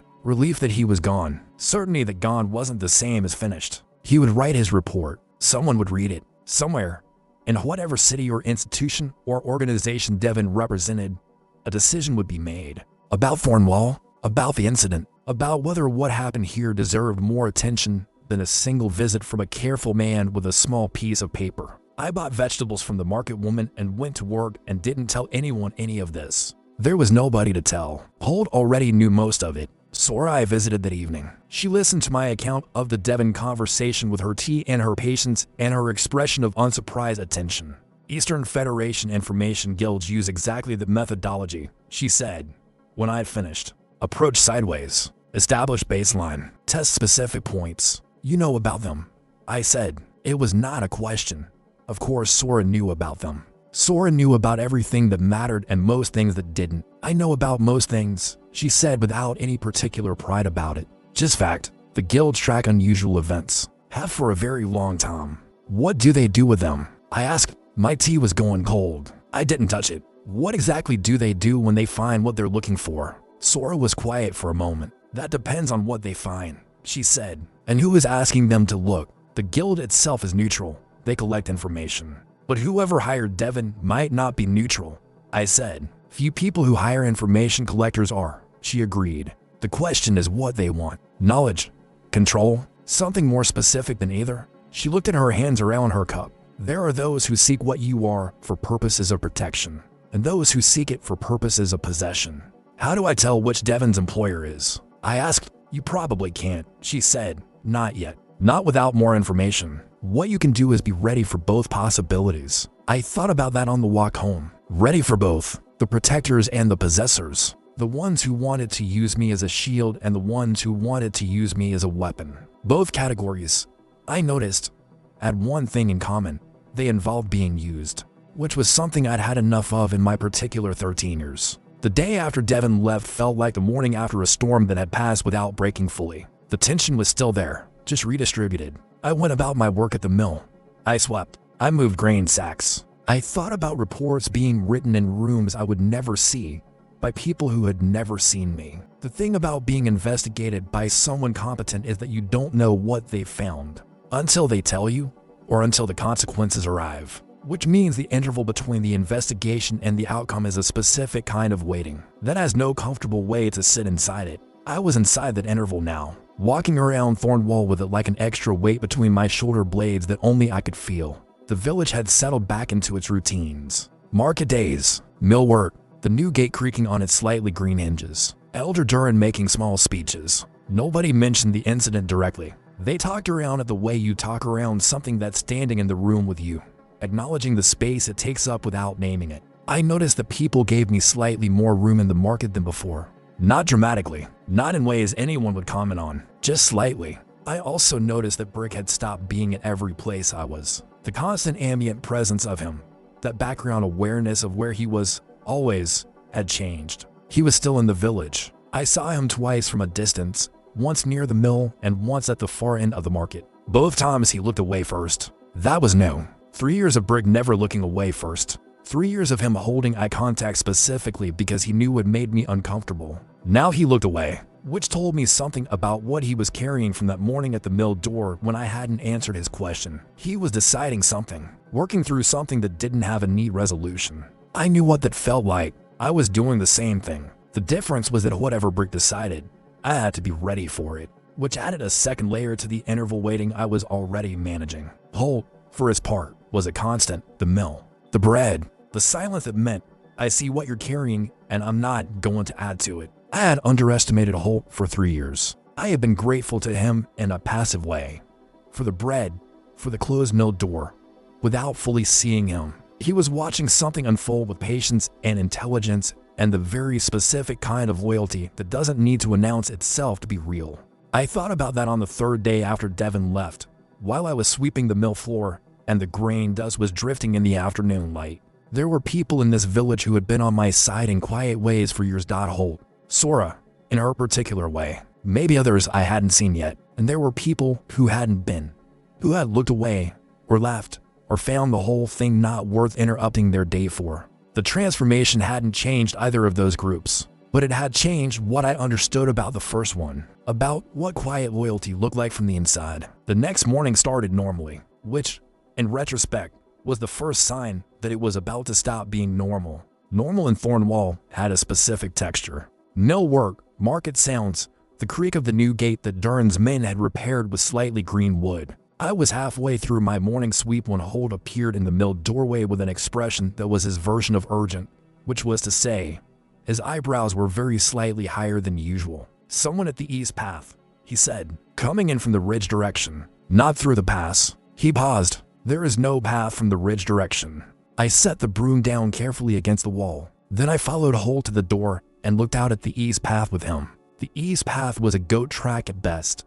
A thin line of slightly less overgrown ground that ran along the base of the Ashfin Mountains before cutting up toward an area of the ridge that was theoretically impassable. Someone had come down from the theoretically impassable part of the ridge, which meant either they were extremely capable or extremely desperate or both. I went outside. A small group had already gathered at the edge of the village. 6 or 7 people, including Elder Duran, who moved faster than usual when surprise situations arrived. Coming down the path was a single figure. Young, maybe my age, maybe a year older. A girl, moving fast but not running, with a pack that looked heavy for her frame. She carried it anyway. She was covered in ridge dust from collar to boot. Her boots had been resoled at least twice. Her eyes, when she got close, scanned the village with a methodical attention that reminded me of Devon. But Devon had been calm in the way of someone with resources and training. This girl was calm in the way of someone who had used up everything she had getting here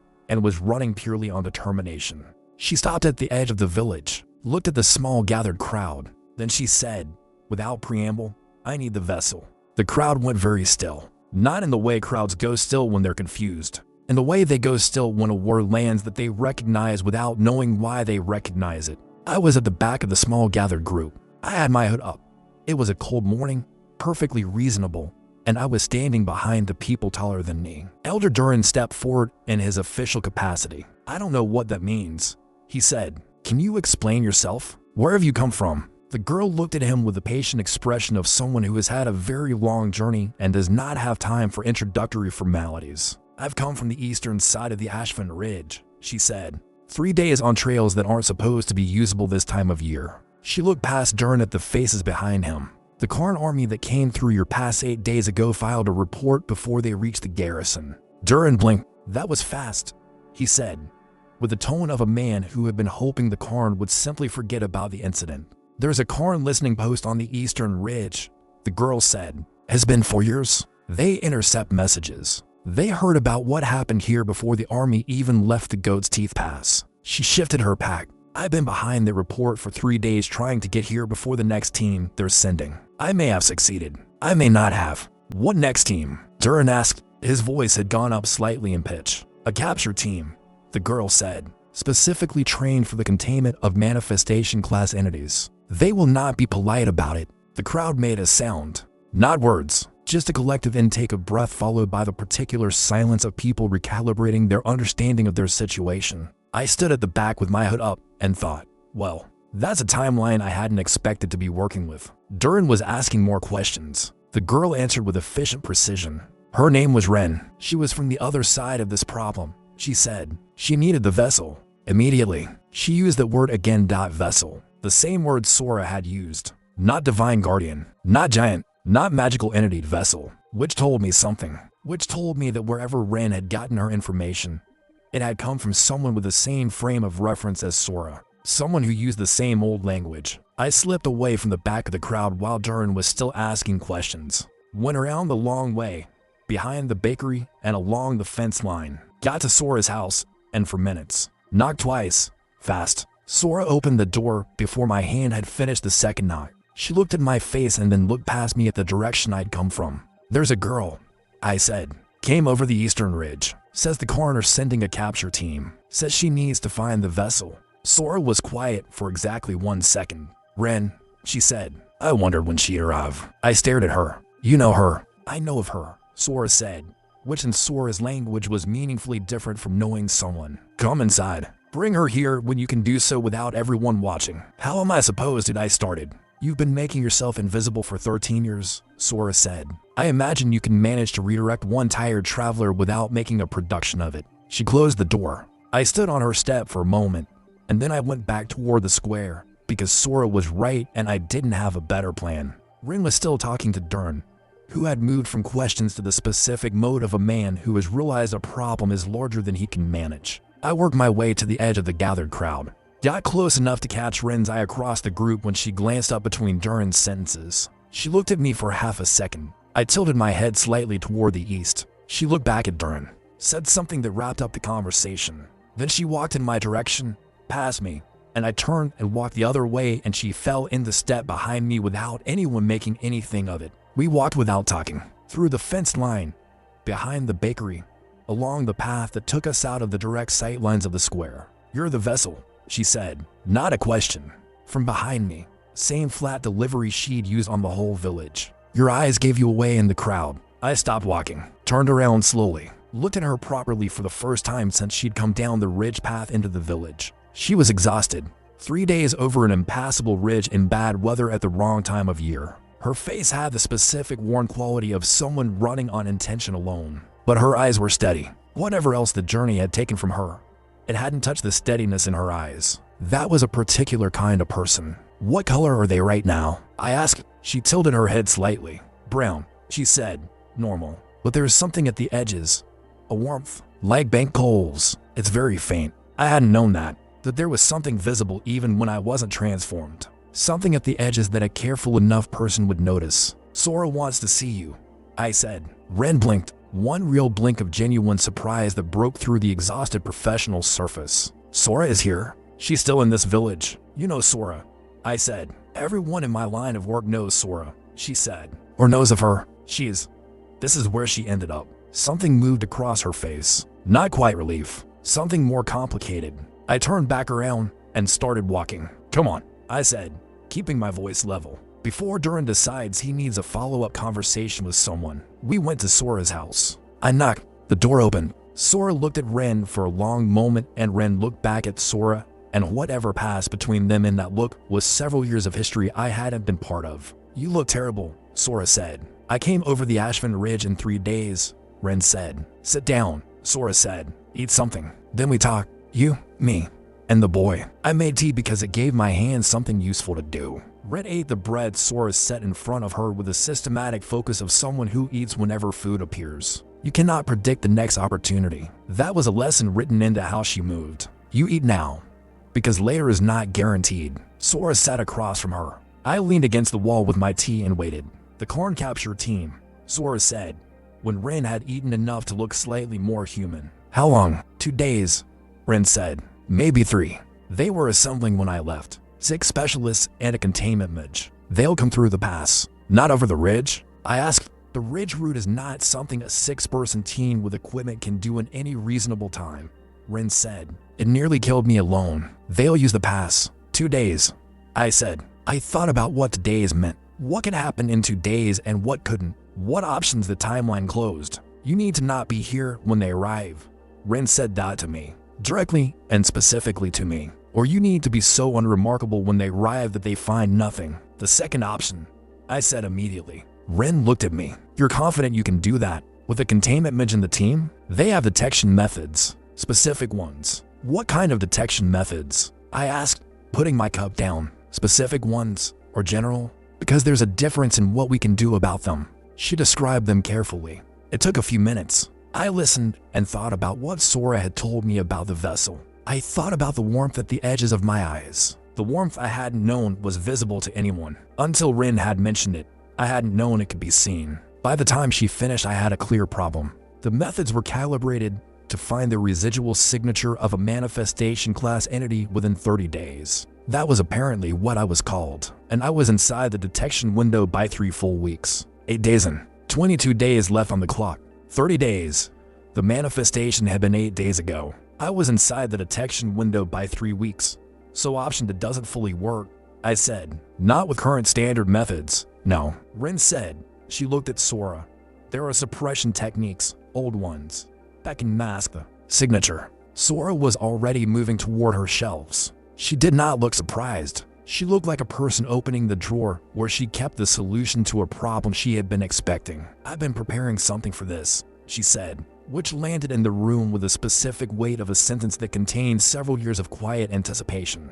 Rin looked at her with the specific attention of someone who had just revised a significant assumption. You've been preparing for exactly this situation, she said. I've been preparing for the day the vessel in this village manifested, Sora said, moving jars with practiced efficiency. It was always going to rise. The timing was the only unknown. She found the jar she wanted and turned back toward the table, holding it carefully. She found what she was looking for. A small jar, dark glass, sealed with wax. She set it on the table between us. This will suppress the residual signature for approximately 48 hours, she said. It will not be comfortable, and it will require the vessel to be very still, energetically still, for the duration.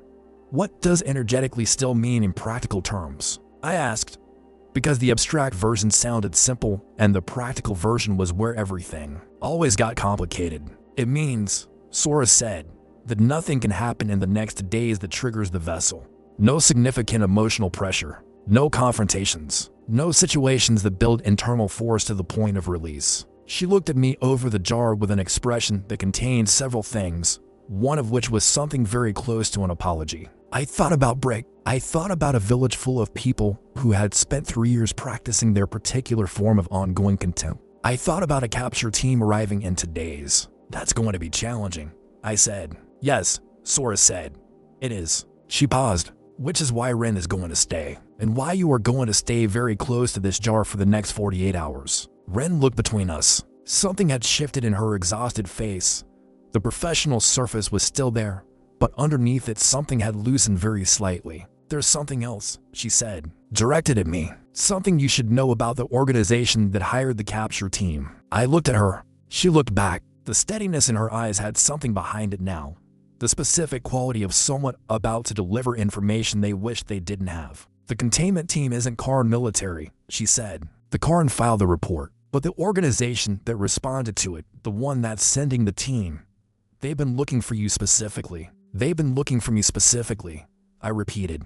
I'm 13 years old. I didn't exist as anything worth looking for until 8 days ago. They've been looking for the vessel that would manifest in this region, Ren said. They've known one was building here for approximately 5 years. The room was very quiet. I thought about Sora asking an 8-year-old about a millstone during a flood, about 5 years of preparation and a dark glass jar on a shelf. How did they know 5 years ago? I asked carefully. Ren opened her mouth, then she closed it. Then she turned and looked at Sora with a very specific expression. And Sora looked back at her with the expression of someone who has been waiting for a particular conversation and has been waiting for it, with full knowledge of exactly how uncomfortable it was going to be. Ren looked at me across the table after Sora's sentence landed. She looked at me for a long moment with that steady, exhausted gaze of hers. I'm sorry, she said. I should have led with this. I was working through my own reaction to finding Sora here, and I handled the sequencing badly. I looked at Sora. Sora looked back at me. Then I looked at the jar on the table. Dark glassed out wax seal. 2 days of suppression in a small container. Tell me now, I said. My voice was level. The cold warmth at the edges of my eyes was there. I could feel it, but it wasn't building. Not yet. Ren put her cup down. The organization that's sending the capture team is called the Covenant of the Ordered World. They've been active for about 40 years. She paused to check my expression. I kept it neutral. They believe that manifestation class entities are inherently destabilizing the social order. They're not wrong, Sora said quietly. In the abstract, a vessel is destabilizing. By definition, that's what vessels are for. Their solution, Ren continued, is containment, not destruction. Containment. They locate manifestation class vessels before or after manifestation and they contain them. What does containment look like in practical terms? I asked. I needed specifics, not abstractions. Abstractions were not going to help me make any decisions here. Ren was quiet for a moment. A facility, she said carefully. Comfortable. By most accounts, isolated. Monitored. The vessel is kept stable, which means kept from triggering. Kept from ever triggering again, I said. Kept from ever becoming what I became in that square. For the rest of however long they keep you. She nodded once. Yes. I let it sit in the room for a moment. A comfortable facility. Isolated. Monitored. The specific design of a cage built for something that grows large when caged. The irony of that was significant enough that I almost said something about it out loud. Almost. I kept it inside instead. How did they know 5 years ago that a vessel was building here? I asked. That's what I need to understand before anything else. Ren looked at Sora again. Sora had not moved. She was sitting with her hands flat on the table and her gaze steady on a point between the three of us. Someone filed a report, Sora said. 5 years ago, about a child in this valley demonstrating anomalous physical capability during a flood emergency. I breathed carefully. In.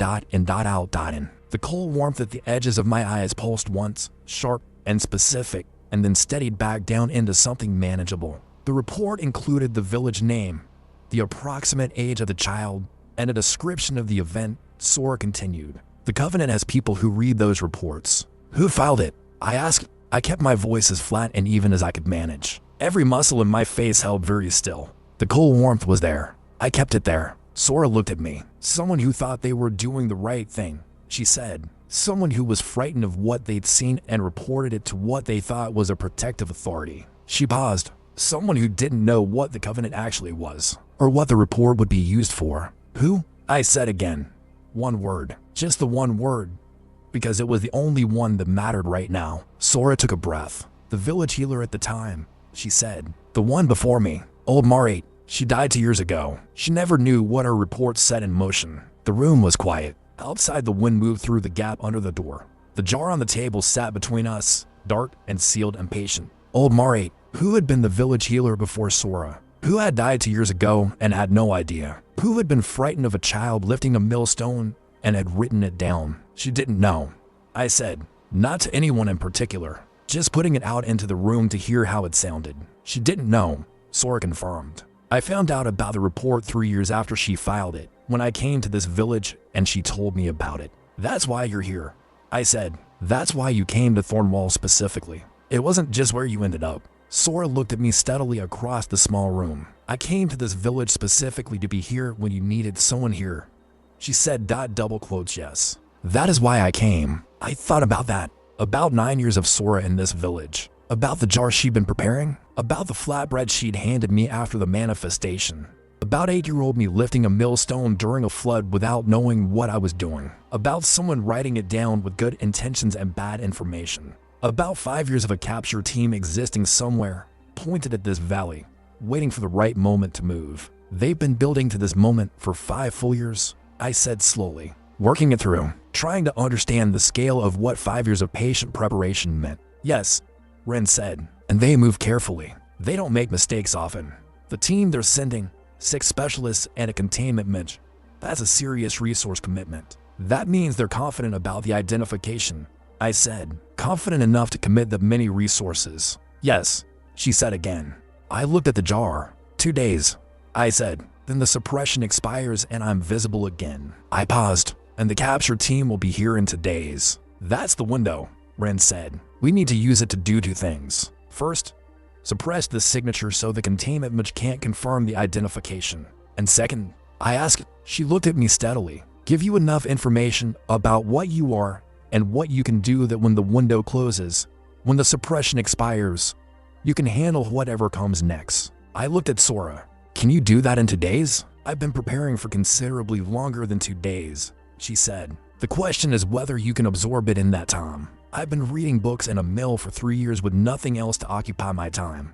I said, I can absorb information fast. That's one thing I have always been able to do. Sora looked at Ren. Ren looked at me. Something passed between the 3 of us in that look. A decision made without words. The way important decisions sometimes get made. Then we start now, Sora said with the quiet finality of a decision already made. She reached across the table for the dark jar. Suppression first, everything else after dot in order. She broke the wax seal. The smell that came out was like the high places of the Ashfin Mountains. Cold, clean, with something underneath it that wasn't quite a smell but registered as one. I picked it up, looked at it. Is it going to be uncomfortable like you said? I asked. Considerably, Sora said. But you've been uncomfortable before. You know how to sit still inside discomfort. She was right. 3 years of Brek had taught me that, if nothing else. How to be still on the outside while something pressed against the inside. How to hold something in and not let it out until the right moment. How to be exactly as unremarkable as the situation required. Turns out, for once in 13 years of learning it the hardest possible way, that was exactly the right skill to have. The only one that mattered right now. That, Sora said, is the part we probably should have gotten to earlier. Before the jar. Before the capture team timeline. I apologize for the sequencing. She sat down, put both hands flat on the table. Someone told them, she said. Someone in this valley who knew what you were before you did. The fire in my chest, the banked cold warmth at the edges of my eyes. Pulse once sharp clean. I looked at Sora. Sora looked back at me, and she held my gaze without flinching. Not me, she said. I need you to believe that, but I knew who, and I should have told you before now. And I didn't, and that is a failure on my part. Outside, the wind came down from the Ashfin Mountains and moved through the village the way it always did. This time of year, cold and purposeful and carrying whatever the high places had seen. 2 days until a capture team arrived. One name I didn't have yet, one jar on a table, and the specific silence of a room where several important things were waiting to be said. The suppression felt exactly like Sora had described. Uncomfortable in a way that didn't have a clean physical location to point at. Not pain. Something more like pressure applied to every part of you simultaneously from the inside, in a direction that isn't quite inward or outward. Like being asked to hold your breath, except the thing you were holding wasn't air. It was something that had decided it wanted to move and couldn't. I sat in Sora's second chair for 2 hours after drinking what was in the jar. Ren sat across from me. Sora moved around her house doing things. Nobody talked much for the first hour. There wasn't much to say that would be useful. Sometimes you just have to sit inside a thing and let it settle. Eventually the pressure found its equilibrium. Didn't go away. It was there, a constant low-level awareness, like a sound you can hear, but have stopped actively noticing. Tell me about the Covenant, I said, when I was reasonably confident my voice was going to come out level. It did die mostly. Ren had eaten, drunk tea, and recovered enough that she looked like someone who had been very tired rather than someone running on empty. The difference mattered. They started 40 years ago, she said, after the Valden incident. Do you know about the Valden incident? No, I said. I'm from a valley village with 400 people and 1 goat. My available information sources have been genuinely limited. She almost smiled at that. 40 years ago, a vessel manifested in the city of Valden, much larger than you, 8th or 9th manifestation, according to the records. I thought about what that meant. If my first manifestation had been 10 stories, an 8th manifestation would be. I didn't have a number for that. Very large. The city survived, Ren continued. The vessel was defending it from an invading force, same as you. But the collateral damage was significant. How significant? I asked. She was quiet for a moment. 3 city blocks. The vessel wasn't precise. It was enormous, and trying to protect something and precision at that scale is extremely difficult. 3 city blocks. I thought about my footstep cracking the ground near the well. About the windows cracking when I spoke. About precision. About what happens when something enormous is also in the middle of something it cares about. How caring makes you less careful, not more. The Covenant was founded by survivors, Ren said. People who had been protected by the vessel and also lost things to it, both at the same time. I understood that. The specific complexity of owing your life to something and also having reason to fear it. Both true simultaneously. And your organization? I asked. I kept my voice even. The other side of this problem. Tell me who that actually is and what that means. Ren set her cup down. We're called the Stewards. We've existed longer than the Covenant. About 200 years. Different approach, same subject matter. Which is, I said. Vessels, she said. What they are, what they need, what the world does and doesn't understand about them. How to protect vessels from organizations like the Covenant. She paused. And how to help vessels develop correctly instead of being suppressed or contained or weaponized by whoever finds them first. Develop correctly. I turned that phrase over. What does correctly mean? It means, she said, developing the precision that comes from understanding rather than just the power that comes from pressure. She looked at me steadily. You manifested yesterday because you had been under enough pressure for long enough. That's the natural way. The hard way. The only way I had available. I said. Yes, she said. Because nobody found you in time to give you the other way. Which is why I'm here now. Which is why these 2 days matter. Outside, the wind from the Ashfin Mountains moved through the village. I could hear it through Sora's walls. A sound I'd heard my whole life. Newly specific. What do I need to know? I asked. I leaned forward slightly. In the time we have, what is the single most important thing you can give me? Sora appeared from somewhere in the back of her house and sat down in a third chair I hadn't noticed before. She looked like someone who had been waiting for exactly this question. The most important thing, Sora said, is that the vessel is not a weapon. It is not a defense. It is not a gift or a curse. It is a condition. I looked at her. A condition, I repeated. Like being left-handed, she said, or colorblind, or any other way a person's physical reality diverges from the average. It is what you are. Left-handed people don't turn into buildings, I said. No, she agreed. But the principle holds. The vessel doesn't make you more or less yourself. It makes you more intensely what you already were. I thought about the square, about the moment of release, about the specific feeling of all that compressed pressure finally having somewhere to go, about what I'd felt in that moment, not rage exactly. The rage was part of it, something older, something that had been building since my mother died. The pressure that triggers it, I said slowly, working through what I had felt in the square. It's not just anger. I know what anger feels like. That was more. No, Sora said. Anger is a component, but the primary driver is accumulated. The weight of things that have been held without release for a very long time. That's why it built over years. I said, understanding landing with a specific weight. Not days, not weeks. It was building for years because it needed that long to fill. Yes, Sora said. The vessel needs a particular kind of filling. Sustained pressure. Real stakes. The specific weight of mattering to something and being unable to protect it. I was quiet for a moment. In the square, I said, when that soldier dropped me, it wasn't just the dropping. It was everything at once. It was the accumulation arriving at a specific moment. Sora confirmed. The soldier was the final pressure, but the vessel was already full. I understood that now in a way I hadn't when it was happening. How full I had been. How much had been sitting in there waiting for something to move it. Can I control when it happens? I asked, or does it just happen when the conditions are right? Ren and Sora looked at each other. A look that contained more information than I was able to read from my side of it. But training, Ren said, with practice, with understanding what the trigger conditions are and learning to work with them rather than against them. But not in 48 hours.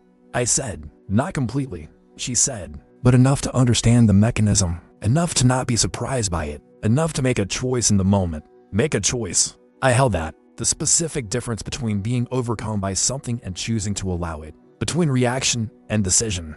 That was what the Covenant was afraid of. I realized. Not the uncontrolled manifestation.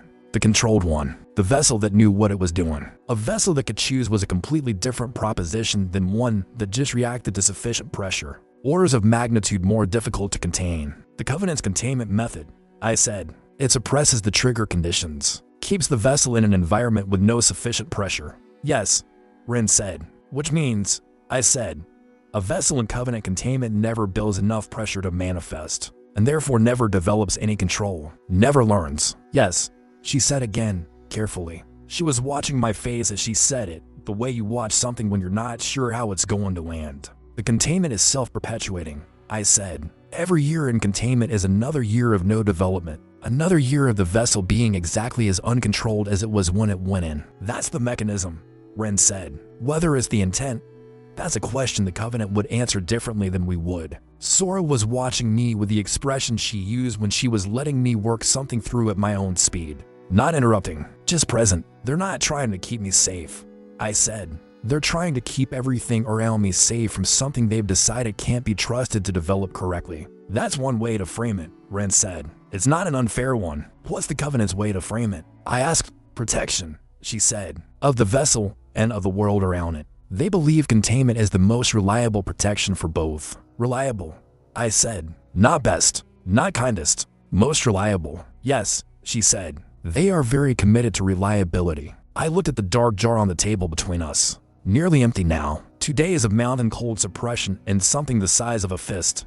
2 days. The capture team coming through the goat's teeth into days. 6 specialists and a containment midge and a file that had been waiting 5 years. If I'm still suppressed when they arrive, I said, and the midge can't confirm the identification because there's nothing to find, what happens then? They ask questions, Ren said. They interview the village. They look for evidence. If they can't confirm, they eventually leave. And if they suspect but can't confirm, they may leave a watcher, she said. Someone to monitor the village, possibly for months, and the suppression expires in 48 hours, I said. So if the watcher is still here, when it expires, then it starts over, she said, with more certainty on their part and less time to prepare on yours. I looked at Sora. There's a version of this where suppression just delays the problem, I said. Yes, Sora said.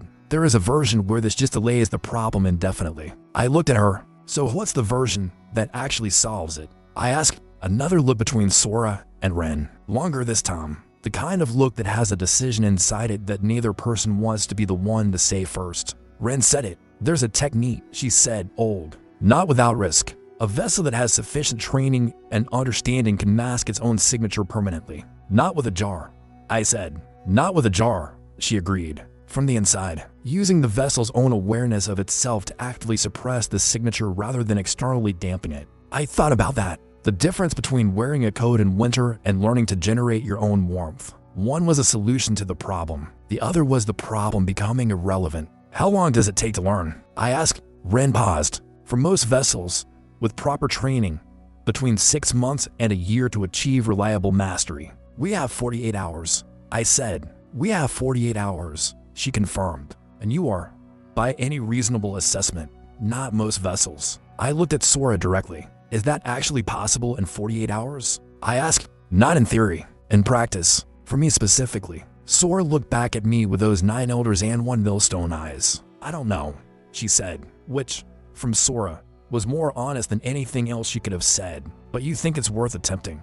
I said, even with the timeline, even with everything working against the timing of it. I think, she said carefully, that you have been building toward this for 13 years. The vessel is full. She paused. The understanding is arriving right now. Sometimes those two things together do remarkable things with limited time. I believe this is one of those times. She looked at me with something that was not quite an apology and not quite pride and was possibly both of those things at once. I should have started earlier. You started when you came to this village, I said. 9 years ago, when you moved here specifically. You just didn't tell me that you'd started. That any of this was already in motion. No, she said. I didn't. She held my gaze. I thought I was protecting you by not telling you what you were. I may have been wrong about that. The room was quiet for a moment. Outside, afternoon was becoming evening. The mountains were doing their usual thing with the light. Can we stop talking about what we should have done? I said, and start doing the thing we need to do in 48 hours. Sora looked at me for a second. Then she nodded.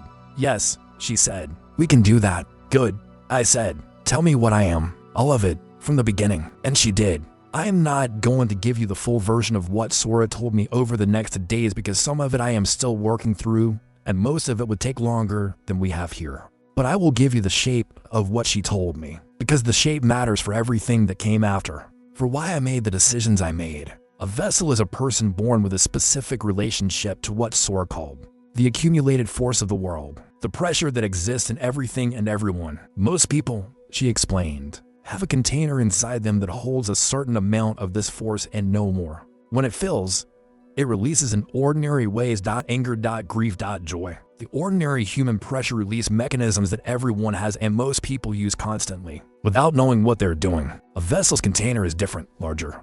Much larger. It can hold what would destroy an ordinary person. It can hold for years what most people release daily. And when a vessel does release, when the container finally reaches its limit, the release is not ordinary. It is scaled to what has been held. That was what happened in the square. The container had been filling since I was 6 years old. 8 years of filling, and it released all at once. The second time will be different, Ren told me, on the first of the 2 days. You know what it is now. You have context. Context changes the experience. How? I asked. Because you can feel the container, she said. Now that you know it exists, can you feel it right now? I tried. And I could. Under the external suppression of the jar, there was something, a presence, a weight, a shape inside my chest that I recognized. Not the vibration of before, that had been the container pressing against its limits. This was the container itself. Quiet, present. Much larger than I had expected. I was inside that interval now, walking around Thornwall with it like an extra weight between my shoulder blades that only I could feel. The village had settled back into its routines. Market days, mill work, the new gate creaking on its slightly green hinges, Elder Durin making small speeches. Nobody mentioned the incident directly. They talked around it the way you talk around something that's standing in the room with you, acknowledging the space it takes up without naming it. I noticed that people gave me slightly more room in the market than before. Not dramatically, not in ways anyone would comment on, just slightly. I also noticed that Brek had stopped being at every place I was. The constant ambient presence of him, that background awareness of where he was always, had changed. He was still in the village. I saw him twice from a distance, once near the mill and once at the far end of the market. Both times he looked away first. That was new. 3 years of Brek never looking away first. 3 years of him holding eye contact specifically because he knew it made me uncomfortable. Now he looked away, which told me something about what he was carrying from that morning at the mill door when I hadn't answered his question. He was deciding something, working through something that didn't have a neat resolution. I knew what that felt like. I was doing the same thing. The difference was that whatever Brek decided, I had to be ready for it, which added a second layer to the interval waiting I was already managing. Holt, for his part, was a constant. The mill, the bread, the silence that meant, I see what you're carrying and I'm not going to add to it. I had underestimated Holt for 3 years. I had been grateful to him in a passive way. For the bread, for the closed mill door, without fully seeing him. He was watching something unfold with patience and intelligence and the very specific kind of loyalty that doesn't need to announce itself to be real. I thought about that on the third day after Devin left, while I was sweeping the mill floor and the grain dust was drifting in the afternoon light. There were people in this village who had been on my side in quiet ways for years. Holt, Sora, in her particular way, maybe others I hadn't seen yet, and there were people who hadn't been, who had looked away, or left, or found the whole thing not worth interrupting their day for. The transformation hadn't changed either of those groups, but it had changed what I understood about the first one, about what quiet loyalty looked like from the inside. The next morning started normally, which, in retrospect, was the first sign that it was about to stop being normal. Normal in Thornwall had a specific texture. Mill work, market sounds, the creak of the new gate that Durin's men had repaired with slightly green wood. I was halfway through my morning sweep when Holt appeared in the mill doorway with an expression that was his version of urgent, which was to say, his eyebrows were very slightly higher than usual. "Someone at the east path," he said, "coming in from the ridge direction. Not through the pass." He paused. "There is no path from the ridge direction." I set the broom down carefully against the wall. Then I followed Holt to the door and looked out at the east path with him. The east path was a goat track at best, a thin line of slightly less overgrown ground that ran along the base of the Ashfin Mountains before cutting up toward an area of the ridge that was theoretically impassable. Someone had come down from the theoretically impassable part of the ridge, which meant either they were extremely capable or extremely desperate or both. I went outside. A small group had already gathered at the edge of the village. 6 or 7 people, including Elder Durin, who moved faster than usual when surprise situations arrived. Coming down the path was a single figure, young, maybe my age, maybe a year older. A girl, moving fast but not running, with a pack that looked too heavy for her frame. She carried it anyway. She was covered in ridge dust from collar to boot. Her boots had been resoled at least twice. Her eyes, when she got close, scanned the village with a methodical attention that reminded me of Devon. But Devon had been calm in the way of someone with resources and training. This girl was calm in the way of someone who had used up everything she had getting here and was running purely on determination. She stopped at the edge of the village, looked at the small gathered crowd, then she said, without preamble, "I need the vessel." The crowd went very still, not in the way crowds go still when they're confused, in the way they go still when a word lands that they recognize without knowing why they recognize it. I was at the back of the small gathered group. I had my hood up. It was a cold morning, perfectly reasonable, and I was standing behind the people taller than me. Elder Durin stepped forward in his official capacity. "I don't know what that means," he said. "Can you explain yourself? Where have you come from?" The girl looked at him with the patient expression of someone who has had a very long journey and does not have time for introductory formalities. "I've come from the eastern side of the Ashfin Ridge," she said. 3 days on trails that aren't supposed to be usable this time of year." She looked past Durin at the faces behind him. "The Karn army that came through your pass 8 days ago filed a report before they reached the garrison." Durin blinked. "That was fast," he said, with the tone of a man who had been hoping the Karn would simply forget about the incident. "There's a Karn listening post on the eastern ridge," the girl said. "Has been for years. They intercept messages. They heard about what happened here before the army even left the Goat's Teeth Pass." She shifted her pack. "I've been behind the report for 3 days trying to get here before the next team they're sending. I may have succeeded. I may not have." "What next team?" Durin asked. His voice had gone up slightly in pitch. "A capture team," the girl said, "specifically trained for the containment of manifestation class entities. They will not be polite about it." The crowd made a sound. Not words, just a collective intake of breath followed by the particular silence of people recalibrating their understanding of their situation. I stood at the back with my hood up and thought, well, that's a timeline I hadn't expected to be working with. Durin was asking more questions. The girl answered with efficient precision.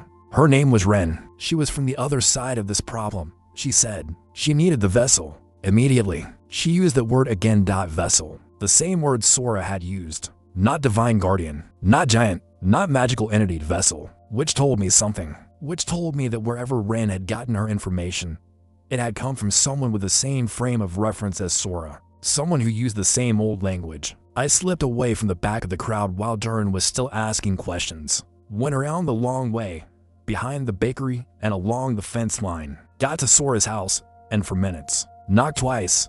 Fast. Sora opened the door before my hand had finished the second knock. She looked at my face and then looked past me at the direction I'd come from. There's a girl, I said.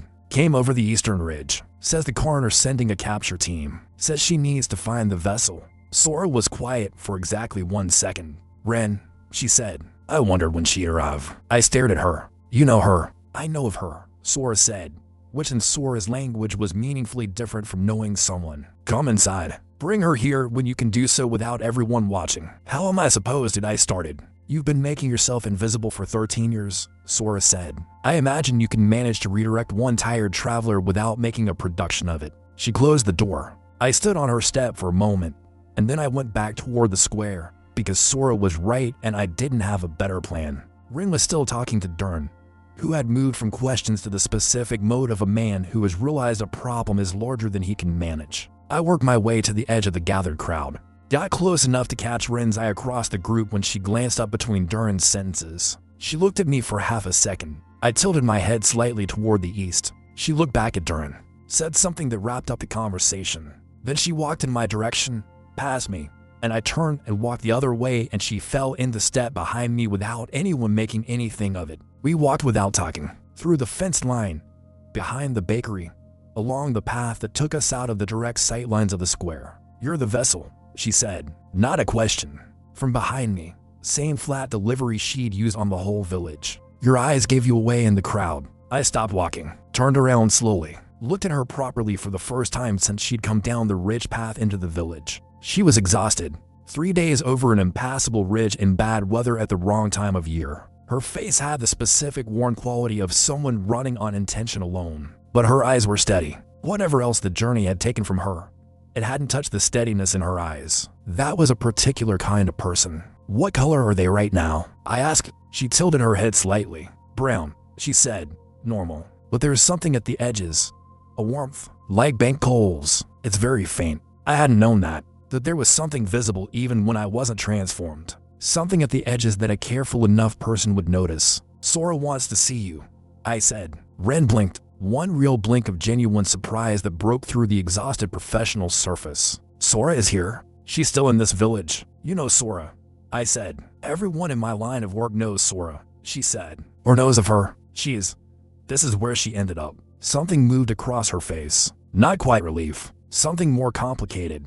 I turned back around and started walking. Come on, I said, keeping my voice level. Before Duran decides he needs a follow-up conversation with someone, we went to Sora's house. I knocked. The door opened. Sora looked at Ren for a long moment, and Ren looked back at Sora, and whatever passed between them in that look was several years of history I hadn't been part of. You look terrible, Sora said. I came over the Ashfin Ridge in 3 days, Ren said. Sit down, Sora said. Eat something. Then we talk. You, me, and the boy. I made tea because it gave my hands something useful to do. Ren ate the bread Sora set in front of her with the systematic focus of someone who eats whenever food appears. You cannot predict the next opportunity. That was a lesson written into how she moved. You eat now, because later is not guaranteed. Sora sat across from her. I leaned against the wall with my tea and waited. The Karn capture team, Sora said, when Ren had eaten enough to look slightly more human. How long? 2 days, Ren said.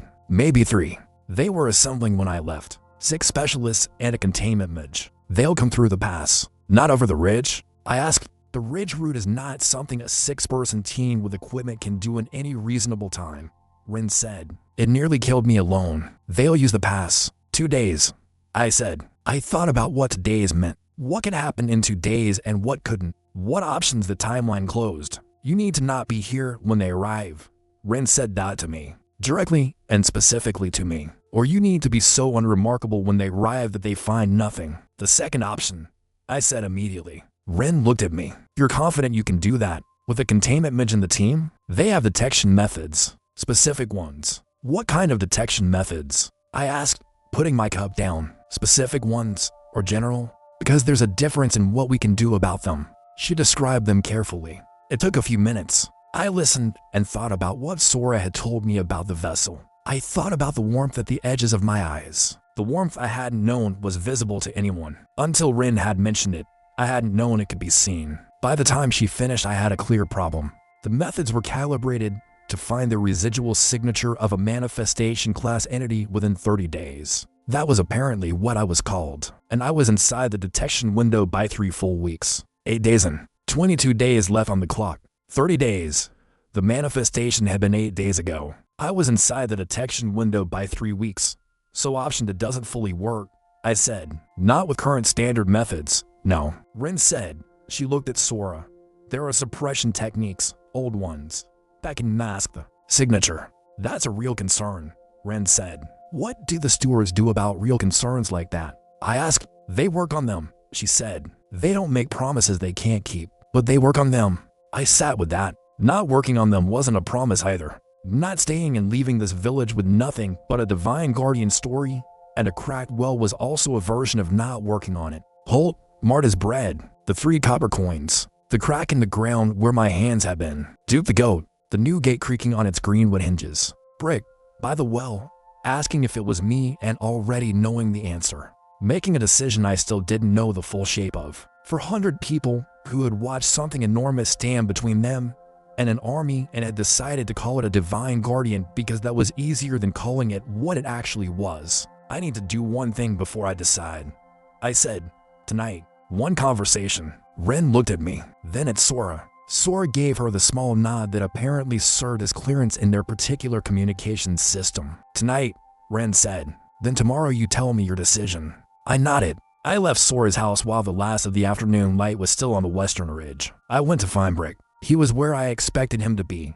The well, his operational headquarters, alone in the evening quiet. I found him where I always found him eventually, near the well, which at this point I had started thinking of as his operational headquarters. He was alone. Torv and Finn were not there. He saw me coming and didn't move. Didn't look for an exit. Just stood there and watched me walk toward him with the specific stillness of someone who had been waiting for this. I stopped to cross from him. The same distance as the morning at the mill door. The distance of something that wasn't confrontation and wasn't friendship and didn't have a clean name. They left, I said. I saw, he said. The containment must check half the village, I said. He checked me directly. Found nothing. Brek looked at me for a moment. He checked you directly, he said slowly. And found nothing. Nothing, I confirmed. He was quiet, working something through. Something that had clearly been working through him for days now. Since the mill door morning when I had walked away without answering. You can do that, he said slowly. Hide whatever it is. Make it invisible when someone points a device at you and looks. Processing it out loud. Yes, I said. He nodded very slowly. The nod of someone adjusting their understanding of a situation they thought they had mapped. Since when? 2 days ago, I said. I didn't have it 2 days ago. There are people here who've been helping me learn what I am and what I can do. Another slow nod. Then Brek looked at the well, at the crack in the ground that the team had documented and found inconclusive. His eyes tracked it exactly the way they had the morning after everything happened. 3 years, he said quietly. Not loudly, just the words, and the space between us, standing on their own. I waited. I spent 3 years, he said, making your life specifically worse. Every day, with intention. I picked you specifically because you didn't fight back. He looked up from the well. His face was doing the thing it had been doing at the mill door, working through something without a performance around it, just the thing itself. And then you turned into something that saved everyone, he said, including me, including Torv and Finn who helped me make your life worse. Yes, I said. Why? He asked. It was a genuine question, not rhetorical. The specific, confused, genuine question of someone who had been operating on a set of rules and found the rules didn't account for this. I thought about it honestly. Because they were my village, I said. Terrible village. Genuinely one of the worst villages for my particular life. But mine. Brek looked at me. That's... He stopped. Started again. I would not have done that. If it had been me, I would not have protected people who made my life terrible. I know. I said. That's a problem, he said. That says something about me that I've been sitting with for 9 days. I looked at him. What are you going to do with it? I asked the same question he'd thrown back at me about what I'd do with my power return. He looked at the well, at the crack, at the space where something enormous had spoken in a voice that cracked every window in the square. I don't know yet, he said, but something different than what I've been doing. That's enough, I said. That you're going to do something different. That you're sitting with it at all. That is actually enough for right now. He looked at me. Are you leaving? He asked. Something in how he asked it, specific and direct and without the usual layered performance, told me he already knew or suspected. I don't know yet, I said honestly. I have a conversation to finish tonight and a decision to make by tomorrow morning. He nodded. Then he said something I had not predicted and which landed in a way I hadn't prepared for. If you go, he said, and you come back, I'll tell them who the guardian was, if you want me to. I looked at him. Why would you do that? Because they should know, he said simply. Because you protected people who didn't deserve it, and they should know who did that and why. I stood with that for a moment, with the specific weight of an offer from exactly the last person I would have predicted making it. Not yet, I said. If I go, not yet. Maybe later. Maybe when I come back and it matters differently than it does now. Brek nodded, looked at the well one more time. Then he looked at me with an expression that was not quite an apology and not quite anything else that had a clean name. For what it's worth, he said, for the 3 years. I know it doesn't fix it. No, I said, it doesn't. I paused, but it's worth something. Worth something real. I turned and walked back towards Sora's house. Brek stayed by the well. I didn't look back. The morning came in cold from the Ashfin Mountains the way mornings had come in my whole life. I was up before the light. I went to the mill, not to work, just to go. Holt was already there. Of course he was, moving a grain sack from one stack to another. He looked at me when I came in, looked at my face. Then he put down the grain sack and stood still and waited for me to say what I'd come to say. I think I have to go, I said. For a while, possibly longer than a while. There are people who can teach me what I am, how to use it, how to be it without. I stopped, without ending up contained somewhere comfortable and isolated for the rest of my life. I finished. Holt was quiet for a moment. The mill wheel turned. The people who helped you this week, he said. The girl who came over the ridge. Yes, I said. She's from an organization. They work specifically with people like me. Vessels, she calls them. They've done it before. Multiple times. Holt nodded. Slow. Deliberate. You trust her, he said. Not a question. He was reading my face the way he read everything. Carefully. Accurately. I trust Sora, I said. And Sora trusts Ren enough to have let her into this specific situation. That's enough for me to make this particular decision right now. Holt looked at me for a long moment. Then he walked to the back of the mill and came back with a cloth bag. He held it out. Inside was bread, a full loaf, fresh, 3 hard-boiled eggs, a small jar of something preserved. Enough food for a day of travel, packed carefully by someone who knew how far food needed to go. He'd known, or suspected, or just prepared for the possibility because that was what Holt did.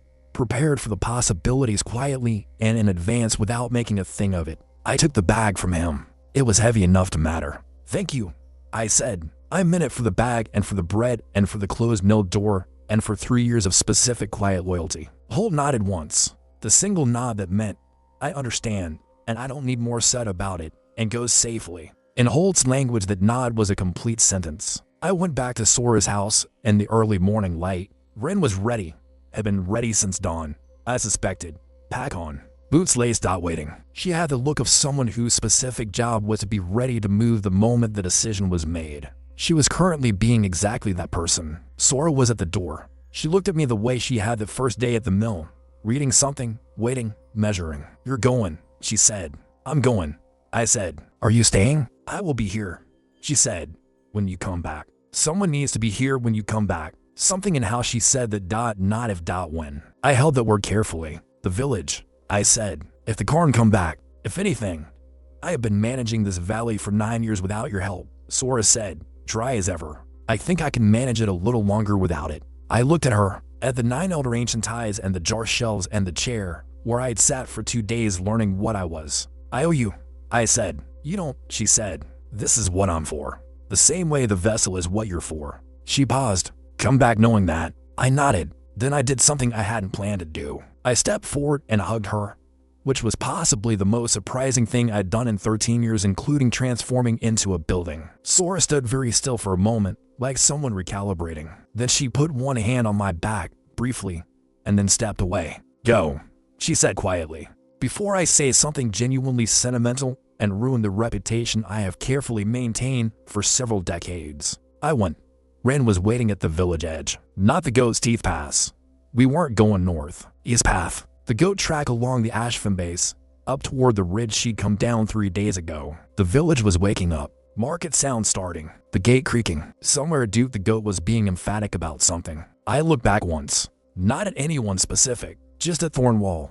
The wet hay and bad decision smell of it, the 400 people, the new gate on its greenwood hinges. The village that had dropped me in the dirt and looked away. The village that needed something enormous to stand between it and an army and called it a divine guardian afterward. Then went back to its routines. My village, genuinely and completely, and with all of that included mine. I turned and followed Ren up the east path. We climbed for about an hour, before the village disappeared behind the ridge's lower shoulder. The air was cold and specific in the way of high places. "How long?" I asked, looking up at the ridge ahead of us. "To where we're going." 12 days, Ren said. "If the weather holds and the upper pass stays clear." 12 days, I said. I thought about 12 days, about what Sora and Ren had managed to give me in 2 days and what 12 days of moving toward training might feel like. "You're quiet," Ren said, after a while of climbing. "Thinking," I said. She glanced sideways at me with that steady measuring look of hers. "About what?" she asked. "About the fact," I said, "that I spent 13 years being the village mouse. 3 years being specifically targeted by the worst person in a small village." I paused. "And now I'm climbing an impassable ridge with a member of a 200-year-old organization to go learn how to be a vessel correctly." Rin was quiet for a moment. "Does that feel strange?" she asked. I thought about it. The pressure that had been in my chest for so long, now understood rather than just endured. The container, present and known, and mine. The crack in the ground near the well. The commander turning his horse. Brek by the well saying, "It was you though, wasn't it?" Holt's bread, packed for a day of travel by someone who had seen this coming and prepared in advance without making a thing of it. "No," I said. "It feels like the next part of something." Rin nodded once, a nod that said she understood that and didn't need more. We kept climbing. Below us, in the valley, Thornwall continued to wake up. The gate creaked. Duke the Goat made his views known. Elder Durin was probably already planning a speech about something. And near the well, near the crack in the ground, where something enormous had once pressed its hands into the dirt, the village went about the particular ordinary business of being alive. They had been protected by something. They called it a divine guardian. Most of them didn't know its name, or its history, or the 3 years that had built to that moment. Maybe one day they would. Maybe one day someone would stand in that square and say, "The guardian was a skinny kid who swept the snow floor for 3 copper coins a day, who got dropped in the dirt and walked back to the well, and who was here the whole time, right in front of all of us." Not yet, but maybe, when it mattered differently than it did now. I kept climbing. The ridge was ahead. 12 days beyond it, something new. Behind me, the valley held its breath and then released it, the way places do when something that was building in them has finally moved on toward where it was always going.